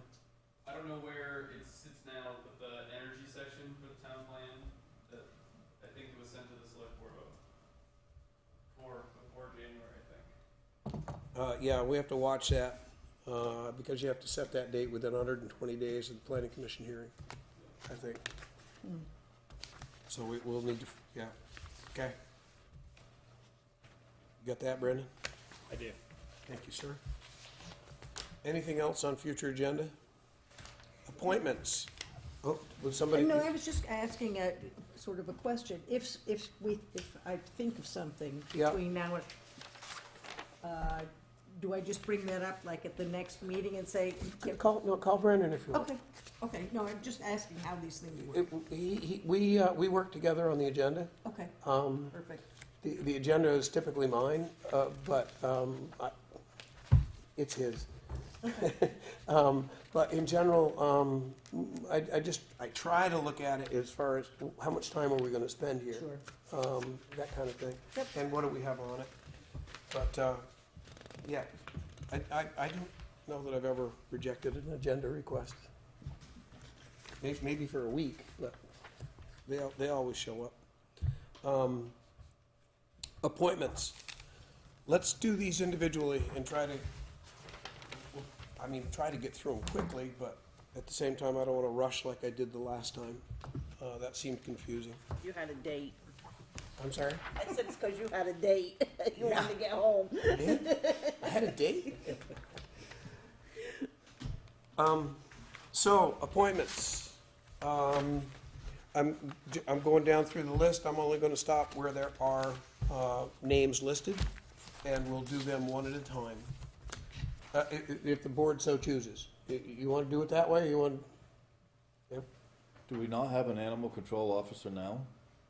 Because if we don't, the police have had a lot of problems taking up that job. We currently do still have the contracted animal control officer, Kathy Sullivan. She's usually a little delayed on submitting her application, but she's still out there. Okay. But we're not doing that tonight because she hasn't submitted her request, correct? Correct. But she's continuing to work. Okay. No listers? No listers. Those are elected anyway, aren't they? Or are we gonna appoint? But there were write-ins at the election. Yeah, they were. How many did you get? You must have got at least 3. I think so. Congratulations. Yeah, you're a lister. But I know there were You others. need to report to duty. Did you receive the most number of votes for Lister? Might have. I think you might have. But there's 2. You might be a Lister, But Dave. there's 2 vacancies. I see. Yeah, Well, I not think- anymore, there's 1. I was here to count ballots, and there were write-ins I'll on take a that. look into that You got a tomorrow. runoff, but there's 2 that got 1. No. I don't We'll look into that. I voted for you, just so you know. See, that's why you knew. I did. Budget Committee, 7 vacancies. We have August Murray, Dylan Brown, and Lisa Slade. Do I hear a motion to, So moved. do I hear a second? I'll second that. Motion has been made and seconded for August Murray, Dylan Brown, and Lisa Slade for the Budget Committee. Any discussion? Hearing none, all in favor signify by saying aye. Aye. Aye. It's unanimous. Those 3 are now on the Budget Committee. There are still 4 vacancies, if anybody missed Nicole. Conservation Commission, 1 vacancy. Connecticut River Joint Committee, 1 vacancy. Howard Beach, do I hear a motion for Howard Beach? So Connecticut? moved. Do I hear a second? Second. Motion's been made and seconded. Any discussion? All in favor of the motion signify by saying aye. Aye. Any opposed? Any abstentions? It's unanimous. Howard Beach is the Connecticut River Joint Committee rep. Energy Coordinator, 1 vacancy. Fence viewer. It doesn't say anything about how many slots there are. We have 3 people. Amy Beth Main, Andrea Murray, Joseph Bublé. Do I hear a motion? So moved. I'm sorry? A comment. Comment. Last year we had 3 fence viewers, but prior to that we only had 1 fence viewer. I've always only had one. It's not a bad idea to have a board of fence viewers in the case there is a fence issue. Is the board okay with multiples on this? I do think it's a good idea. And it doesn't say that there's any limit there, so. We do have a motion on the floor for Amy Beth Main, Andrea Murray, and Joseph Bublé. Was that seconded? Yes, no? I'll second. Motion is seconded. Yeah. Any discussion? I Yes. think- Go. These don't, so they might be prime candidates to solve this old Bow Road issue. Because the fence viewers aren't, they don't view fences, they view property lines. Yes. So There you go. that's what happens. It's boundary disputes. Thank you for that. Thank you, Dave, for pointing that out. That's a good point. Any other discussion on the fence viewers? They might not like it. It's like a lister. Aye. Hearing none, all in favor of the fence viewers, Amy Beth Main, Andrea Murray, Joseph Bublé, signify by saying aye. Aye. Any opposed? Any abstentions? Hearing none, the motion carries. Green Up Coordinator, 1 vacancy. Stephen Aikenhead, do I hear a motion? So moved. I'll second. Motion's been made and seconded. Any discussion? Hearing none, all in favor signify by saying aye. Aye. Any opposed? Any abstentions? Aye, it is unanimous. Health Officer, 1 vacancy. Martin Memorial Hall Trustees, 3 vacancies. Amy Beth May, can I wait till we get to discussion, or is that important? Well, you just went right by health officer without discussion. I said there's 1 vacancy. I had a comment on that. Okay, go ahead. So I'm currently the town health officer. Oh, And I just wanted to let you know that I will continue to fill that position until it's filled. What does it pertain to doing? Maybe people need to know what some of these jobs pertain to doing.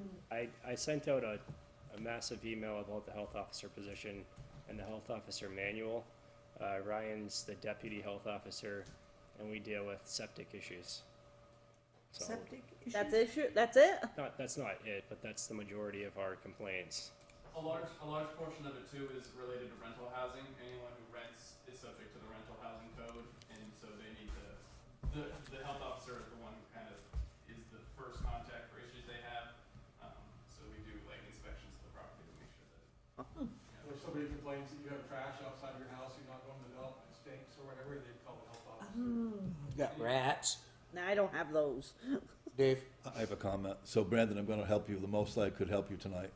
Okay. If you choose not to be the health officer, I absolutely know that it defers to the chair It by does. statute. We already knew that. Because I had a certificate one year that said, congratulations, you're the winner, chicken dinner. You are now the town health officer.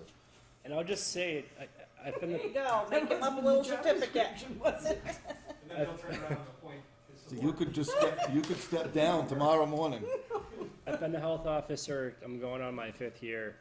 And the health complaints have really been coming in, and it's very time-consuming stuff. So is this generally paid staff, or, I mean, obviously, I'm not paid staff, but I'm a volunteer health officer. you're a volunteer health, so who, can anybody be the volunteer health officer? So the select board recommends, and then the state appoints. Oh, okay, so we make a recommendation and the state actually does The the state of appointment. Vermont? In Springfield, it's actually the fire chief who's the health officer. Same with Windsor. They have a full-time department. Darren's Hey, we've got two of those. They have a full-time department, so it's part of their daily Oh, work. oh. Dad, burn it. We Can could they name alternate them. Thanks, it Dave. month by month? We could name them the fire chiefs. What, we'd just be doing like other towns or? Okay, so is that enough now for, at this moment, for a health officer? Yeah, sorry, I didn't mean to cut you off. I just wanted to make it clear for the public that we do have a health officer. Uh-huh. A need for a health officer. And the need We have a need for a health officer, but someone's, is Ryan and doing I are it. filling it until it's filled, so. I'd help, but I don't know anything. Thank you for doing that. You're welcome. Martin Memorial Hall trustees, 3 vacancies, Amy Beth Main, Julia Gumbart, and Olivia Savage. Do I hear a motion? So I move that appoint those. Do I hear a second? I'll second.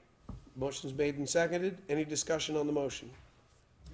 Hearing none, all in favor of Amy Beth Main, Julia Gumbart, and Olivia Savage, Martin Memorial Hall trustees, signify by saying aye. Aye. Aye. Any opposed? Any abstentions? It's unanimous for Martin Memorial Hall trustees, Amy Beth Main, Julia Gumbart, Olivia Savage.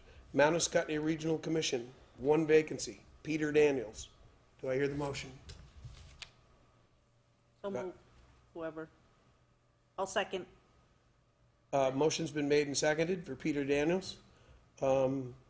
Any discussion? Hearing none, all in favor of Peter Daniels, signify by saying aye. Aye. Any opposed? Any abstentions? It's unanimous. Peter Daniels, Mount Escutney Regional Commission. Parks and Recreation, 7 vacancies. Joseph Boulay, Olivia Savage, Nicole Gagnon, and Julia Gumbart. Do I hear the motion? So moved. Do I hear a second? Second. Motion's been made and seconded. Any discussion? Hearing none, all in favor of the motion signify by saying aye. Aye. Aye. Any opposed? Any abstentions? It's unanimous. Joseph Bublé, Olivia Savage, Nicole Gagnon, Julia Gumbart, Parks and Recreation. Planning Commission, 1 vacancy. Now, at the last meeting, we voted to remove this. There turned out to be an issue. I don't want to get deep into that issue, but there is a vacancy. That vacancy is Howard Beach. There was a discrepancy in some records, and, Can you go ahead. explain that to me? Okay. For some reason, somehow, Howard never came in and was actually appointed, actually, never submitted his name, and was never actually appointed to the position.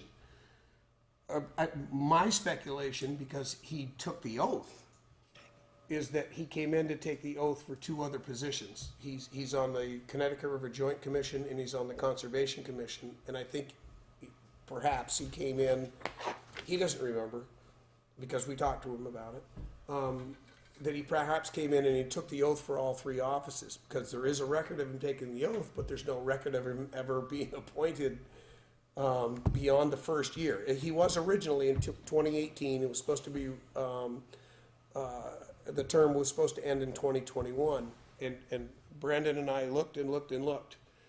Well, Brandon looked. But I think Ryan also double-checked. I think we cross-referenced each other. And this was right in the height of the COVID pandemic too, so. It is. Very- And the comment from, that I made to the planning commission about that was that what we would need to look at are any decisions that were 3-2 at the board that Howard was in the affirmative. Because that would then be a 2-2 non-decision, and that would be a problem at that level. But I don't believe there's anything like that. Most stuff over there is, it's usually unanimous over there by the time we get done hashing it around for 2 or 3 months.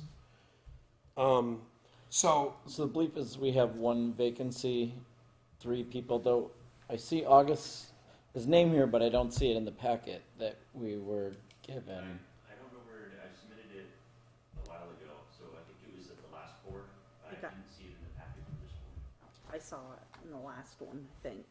Okay, sorry about that, August. Now, I'm patiently waiting. And what was the story then with Brian Bosenberg? Wasn't that for Bri- planning?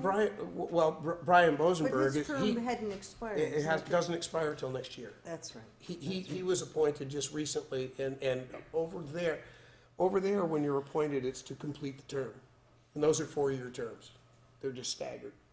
Here, it's different. I see. If you leave here, it's only until the next To the election. next election. Got it. Okay, so And he filled Paul's seat, so he was filling. I'm ready to move on from all that discussion, doesn't matter. So are we confident this is correct at this Yes. point? I mean, Yes. Yes, we are. And in fact, I'm now going to, I'm going to pitch my support for Howard Beach because he's been there for nearly 6 years. And he's been working for at least 2, maybe 3 years on the aquifer water protection language and stuff. He's a former attorney, I believe, and very critical language and stuff that he's working on for the planning commission over there. And should continue, we didn't know that, we didn't expect his term to be up. We thought it was another year or two or something before it was up, the way it was listed, but Ryan stumbled onto this, we verified, so we just need to get it back to legitimate that he's a member of the planning commission. And Mike, if I may? Yeah, I'd yes. also like to throw my support behind Howard too. When I first applied, I thought there were a couple of vacancies, and knowing that Howard has been serving there and serving well, I would withdraw mine in support of Howard, so that he may be honored. Thank you, August. So that would limit it down to 2 persons. Mike, Yes? might not be relevant, but the statute, I don't know, when 5 members was set, but I think the board could be anywhere from 3 to 9 members at the decision of the legislature. I don't think I'd want to jump into an expansion of the board, just like that. I'd want input from the full planning commission first on how they would feel about that, being over there. I know that, well, I won't get into that, but yes, I know it can be up to 9. I think anyway, right now it's 5, so we have 1 vacancy. And my recommendation there would be that we wouldn't change that without at least a discussion first, including the planning commission and this board, about why we would want to do that. Move to nominate Howard Beach. I'll second it. Now, okay. Motion's made and seconded. Any further discussion on the motion? Yes. How long is that term for? It's all terms at the planning commission are 4 years. They just stagger on the dates. But he would be completing his, No, he's on a brand-new 4-year term? okay. Is he? Well, that's a really good question, gentlemen. Ryan, help me out. It's a vacant seat right now, technically, and it's been vacant his entire time that he's been there. So it'll be since 4 years. 2001. 2001? Yes. He hasn't. It's supposed to be He's been there for reappointed in 22 years. 2001. 2021. Oh my God, wait a second. I gotcha. He hasn't been there for 22 years. You knew this. I told you this. He told you this. It was an He email. said 2001. He said 2001. 2021. 20-something years. might be- No, 2021. Just make it a 4-year. 3 years. Big deal. Coming up on 3 years. Is- Anyway, What's it's the been big deal? vacant I since agree. 21. Is And, this a brand-new 4-year term? Well, how do you want, how But do you? what are the other terms of the Well, officers in there now? They're all 4-year terms. No. Where do they stand on their term? Well, Yeah, 'cause that's kind of what I was going to address, is if we set it up that that we go ahead and we appoint him, and just for the completion of the term he supposedly was in, which would end next year, okay? He would finish, then he'd need reappointment again next year. Or we start him at a new 4-year term right now. That's what I'd do. So what does that do to the stagger, right? In theory, what you're trying to do is not turn over the whole board. You're trying to make sure you have consistent. That's what I'm getting at, Ryan. 2 currently expire in 27, 2 will expire in 25. Okay, then we don't want 3 in Sorry. 24. We want a No, full- You don't want one 3 will be in 25 and 1 will be in 26. So if we go, 2 in but, 27. so it's 24, if we go with a 4-year term, it's 28. Yep. So it staggers it. Yep. So it's okay. I have one more comment. Go ahead. I spoke with Howard, Yes. and Howard said this. He's not gonna come into the meeting. He said, if you feel, Dave, that there's much more person that's qualified than me, I don't need to do this. My wife says, why are you doing this? I said, your wife sounds like my wife. And for my last comment is, I really want to thank you, August, for standing up and being a real man by saying for Howard that he's put in the service, and for you to step down from that. So with that, I'd call a vote. No more discussion. All in favor of Howard Beach, Planning Commissioner, signify by saying aye. Aye. Aye. Any opposed? Any abstentions? Hearing none, Howard Beach is appointed to the Planning Commission until 2028. I want that. I'm gonna go in and hit somebody with a balloon. Solid Waste Management District Rep. This has to be a select board member, right? According to the agreement, yes. Any select board members want to throw their name in the hat for this right now? Actually, I might be interested in doing that one. You want to think about it, or do you want to do it? Yeah, I'd like to think about it a little, but, Okay, definitely consider doing that. okay, very good. While you're doing it. Are you thinking us into a motion, or? Well, I'm glad she spoke up, because I was thinking about it too. I think I may be more useful with that than with school stuff, frankly, so. That was a yes? I'll nominate, I'll nominate Rika Henderson for. I'll second it. You get a motion in a second, so. We got a motion and a second. Any further discussion on the motion? Hearing none, all in favor of the motion signify by saying aye. Aye. Any opposed? We don't regret that. Any abstentions? Rika, thank you for that. That's all Dave. You have your solid waste management representative. Surveyor of wood and lumber, Amy Beth Main and Roderick Bates. Do I hear a motion? Can I ask, do we have no vacancies on there? Right now it doesn't indicate we have any vacancies, but we have 2 names. So that's another one that's historically had 1 member. Is that right, Dave? Have you ever seen more than 1 member there? But then last year we did, I believe we appointed more than 1 person. Why? I would think a surveyor would need to be 2 people. Somebody's got to hold each end of the table.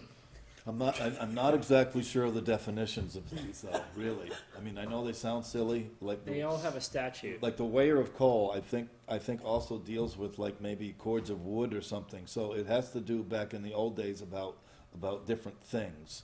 So it's not necessarily like. What it says. Yeah, I know.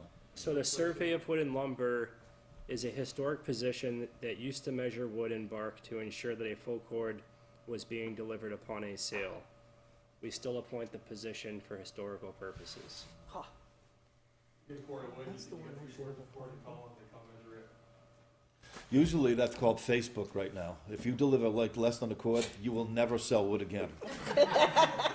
Pretty much. That's pretty much it. Automatically made it go to a quarter to quarter. That or you sell the seasoned stuff that you cut last week. So is there a problem with having 2 people in this historic position with anybody? Doesn't sound like it. Amy Beth Main and Roderick Bates for surveyors of wood and lumber. Do I hear the motion? So moved. Do I hear a second? Second. Second. Any discussion on the motion? Hearing none, all in favor, Amy Beth Main and Roderick Bates, surveyors of wood and lumber, signify by saying aye. Aye. Aye. Any opposed? Any abstentions? The motion carries. It's unanimous.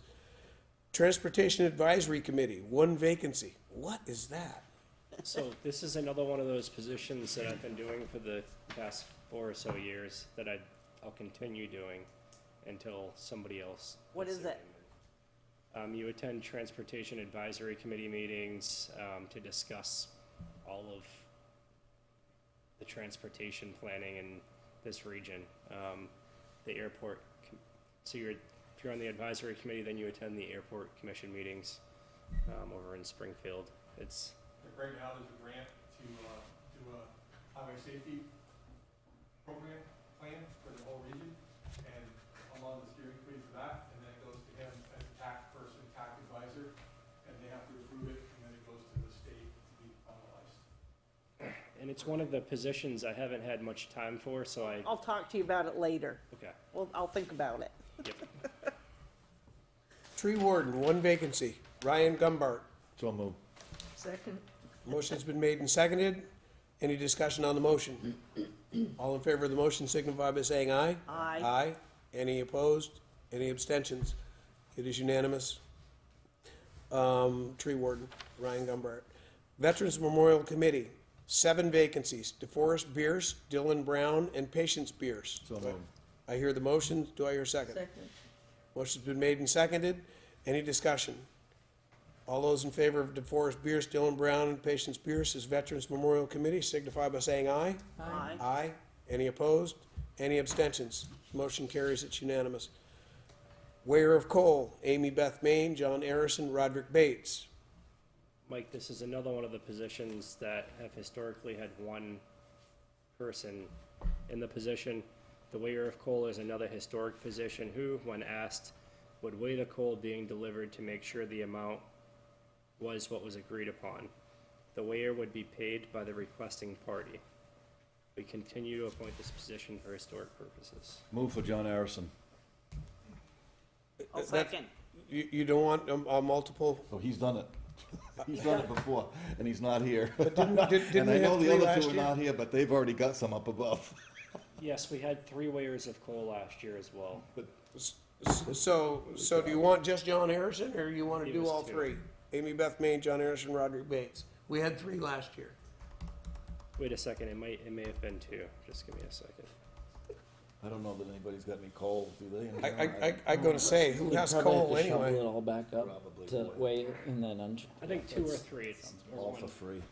Okay, so the motion is for Amy Beth Main, John Harrison, Roderick Bates. Do I hear that motion? Actually, I can't do I that. think the motion is for John Harrison, right? The motion is for John Harrison. I was just gonna say, I can't do that. There's a motion already on the floor. And I already seconded it. Do you wanna amend the motion, or just go with the motion? Well, I would amend it for all 3. All 3. Fine, I'll amend it. fine. Vote to amend the motion. All in favor signify by saying aye. Aye. All opposed? Abstentions?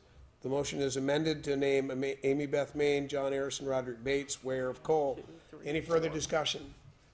Hearing none. All in favor of the motion signify by saying aye. Aye. Any opposed? Any abstentions? The motion carries. It's unanimous. Zoning Board of Adjustment, 5 vacancies, 2 alternates. They are properly listed now. The 2 at the bottom are alternates. And there are 4 out of 5 possible seats listed. Zoning Board of Adjustment, Andrea Murray, Beth Hunton, Grace Knight, and Todd Henninger. Willis Wood, alternate. Jason Rasmussen, alternate. Do I So hear the moved. motion? Yep. Do I hear a second? Second. Motion's been made and seconded. Any further discussion? All those in favor, I'm sorry. Just a question on the number. So 5 members, was that set by the select board at some time? Just because the rules of procedure that the ZBA has is open. It says 3 to 9, like the statute does. So I think their understanding was that they could appoint more members if more applied. But if Well, that's they not, can't, but if that's not the case, I want to make sure that if the select board has set when they establish the ZBA that it's a 5-member board. Well, that would be, okay, but that would still be outside of the agenda item, which is to appoint these people at this time, listing 5 vacancies. We can do that research and get answers to that, right? And and thank you, we will look into that. And we'll look into also the planning commission to see if that was set as well at some point. Any further discussion on the motion? Yeah, they do have a quorum, so it's not an issue. You got 4 Correct. seated members and then 2 alternates. Yeah. I just wanna let them know if they That's think correct. they can have more, that they can't, if it's set by the board. Well, yeah. Motion's been made, seconded. Any further discussion? Hearing none. All in favor of the motion signify by saying aye. Aye. Aye. Any opposed? Any abstentions? The motion carries. It's unanimous. That takes care of appointments. Approve warrants. Anybody gonna make a motion to approve the warrants? Down there on the far end somewhere? You gonna do it? Can I do it if I have a concern about it? Of course you can. Okay. I'll make the motion. Let me get back to it. I had to find my questions. Good night, August. Good night. Okay. General fund, payroll, $13,099.22. Operating expenses, $43,647.74. Highway fund, payroll, $12,225.73. Operating expenses, $45,165.31. Solid waste, payroll, $1,962.54. Operating expenses, $3,650.52. Library payroll, $2,362.46. Ascutney Volunteer Fire Department tanker repair, SIU training refund, ABRB bridge, which is the bridge, temporary bridge, right? Yes. Town clerk COTTS, BMC banner, $13,200.15. Total payroll, $29,649.95.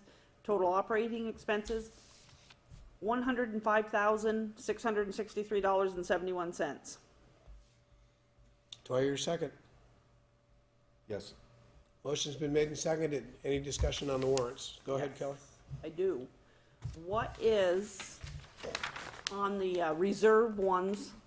It's a page 101. It's almost the last one before the payroll starts. Okay. What is the $9,057.74 for? 1 second, let me just get there. COTTs? Yes. COTT systems? Yes, so that is the town clerk's cot system for her, I believe it's land records, but I'd have to get clarification. Right? Is that part of that 20-something thousand dollars that she was gonna spend? No. Oh, it's something different. This is the existing online system that you can go into and research all the deed records, road records, any of our land records that are recorded in the vault. What was the expense for? Yeah. Oh, Is that in her budget or is that extra? I'd need clarification on this. I have not seen that expense. First time I've seen it since I've been on the board, so. Yeah, How much money was it? $9,057.74. can we hold it until the next meeting? It sounds like something that would have to come out of reserves, though. I don't know. It did. That much. Oh, That's what I was wondering, Yeah. Dave, if that was something from a reserve account. And it's being authorized to pull out? Yeah. Or by us voting it would? Yeah. That's what it's saying. If it comes out of a reserve account, aren't we supposed to do that first? I think it might be separately even or something. I think it's a little different Let than me get just a a little warrant item. clarification on that. You wanna just hold that one? For now? Yes, let's hold that one for now. Okay. So that is going to change We have to take that $9,057.74 out of it. out of the total operating. 105, 663.71. Yep. Dave, Minus- how are you coming to the conclusion it's coming out of reserve fund? Cause that's what it Based says The right. dollar amount. It says right on It's the. not like payroll or something. If you go It's to the just- page, Nathan, if you go to the page on the very end of the warrants, it's the last page on the warrants. It says right up in the top of it in parentheses, it says reserves. Okay. Good night, Ryan. Thank If you. folks have any questions about the warrant, Kelly's the person to ask. Oh, Yes. Well, it's my money, but it's everyone else's money too, you know? We've got it down, so. Did you find it, Nathan? Yeah, no, I found it, yep. That Okay. was helpful. What do you got for a new total, Mike? 96,605.97. You got that, Nicole? That's operating. Yep. Now, I don't know if the next question I can legally ask online or if it has to be an executive session question. It's on this record, it's public record. Okay, I just got a question about, someone getting paid for vacation time that hasn't accrued vacation yet. So, How does that work? can I answer that question? So actually, I think I'd prefer executive session. Right, if that's personnel. That makes Personnel, absolute okay. sense. It's okay to ask that question, but we probably ought to have the discussion in exec session. Okay. That's all I had. We need to leave. Not yet. We've got to get through the warrants, I believe. Well, can we get through the warrants without the exec session? I will say that the vacation time being paid is warranted. Well, it's on the warrant. It's on the warrant? What does that mean? I've approved it, Yes. but there's more information. But that's a different question. I guess the question would be, are we gonna stop that? Or do you think you're gonna stop that, or want to stop that, or Definitely not. you just want an explanation on it? Yeah. You know, You but just some- want an explanation? Okay, so that we can go ahead with the warrant, and we can go into executive session and get the explanation. Okay, Is that fair enough? fair enough. do we have to warn an executive session ahead of time? No, Oh, no. in the school you would, that's why and that's my No, route. executive session can be, you just have to declare it under 313, what is that, Title I, 313? It depends on the reason, either a contract or a personnel issue. And this would be under personnel or legal Right. contract. But you don't have to warn it ahead of time. No. Okay, thank you. Okay, so any further discussion on the warrants? Hearing none, all in favor of approving the warrants with the corrected total? $96,605.97 operating. Signify by saying aye. Aye. Any opposed? Aye. Well, it would be a nay. Nay. I still oppose. Okay. I didn't know. And any abstentions? So it is 4-1. The motion carries, the warrants are passed. And I believe there's one removal in that also, that you said you were gonna take out the cots for now. Yeah, You're just for- gonna- I need some time to get more information on that. Okay, so that takes care of that. Any other business? I thought Dave said he had 2 things. Yeah, I had. Yep. You got any other business? Okay. I was clearly upset at the last meeting at a reorganization, and I've done a little homework here. And one of these things I wrote down, I'm going to take up privately. But one of them is I reached out to the town clerk, Floanne, who cannot find any records in the town that voted to accept, that the town has voted to accept either on a floor vote or in an Australian ballot vote to accept in whole Robert's rules. While we do use them as a procedure, they're not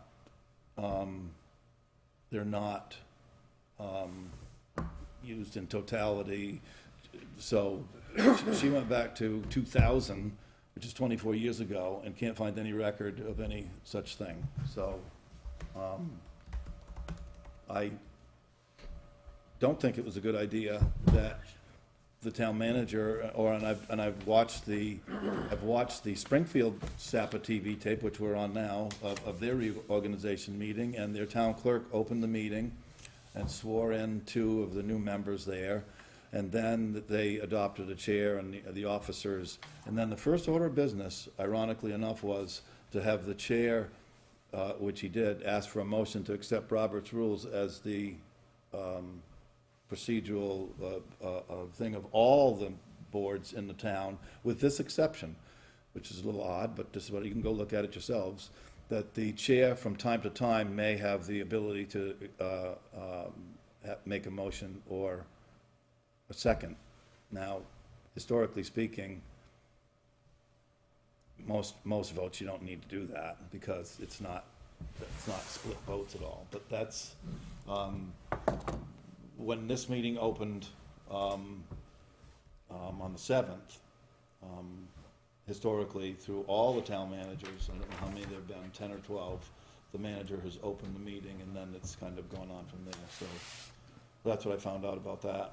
And like I said, the other issue I'm still pursuing, so that's it for other business. And I'll respond to this, not right now, I'm gonna do some research, because I believe I can show you where it references Robert's Rules of Order in our meeting rules or conduct. I've seen it, so I'll produce that, just to answer that. Would it make sense to put it on an agenda, what our operating, how we're gonna operate as a board? That would make some sense to me. Well, it kinda is, because we already have that stuff. It's in policy. And you're supposed to get it and sign that stuff as board members. That's how I know I'd seen it in the past. If you haven't gotten that stuff. Luann said that we used it as procedure, but there's been no town vote as the town. But if it's been adopted in the rules of the meeting, then it exists in the bylaws of the meeting. That's what I'm saying. I don't wanna get into a deep discussion about it. I'll find that and I'll show you, and we can start talking about it, how you wanna handle it moving forward. I'm fine with that. I'll leave it there for now. With that, motion for an executive session? Yes, Do I hear a second? 313 personnel, right? Yes, 313 personnel. Title I, 313 personnel. Do we need to turn this thing off? Yes. It will be Yeah, off. it will. That all goes off before we go into that. Ray has to leave, Nicole has to go. And the board clerk has to record what time it is. It's your first job. So, I will accept, we have a That's who motion. gets to take notes during it. Oh, Yeah, you have to take Thank notes. Well, just, not so much notes of the discussion, but definitely the time. Time we go Okay. in and the time we go out. Yeah, time Okay. in, time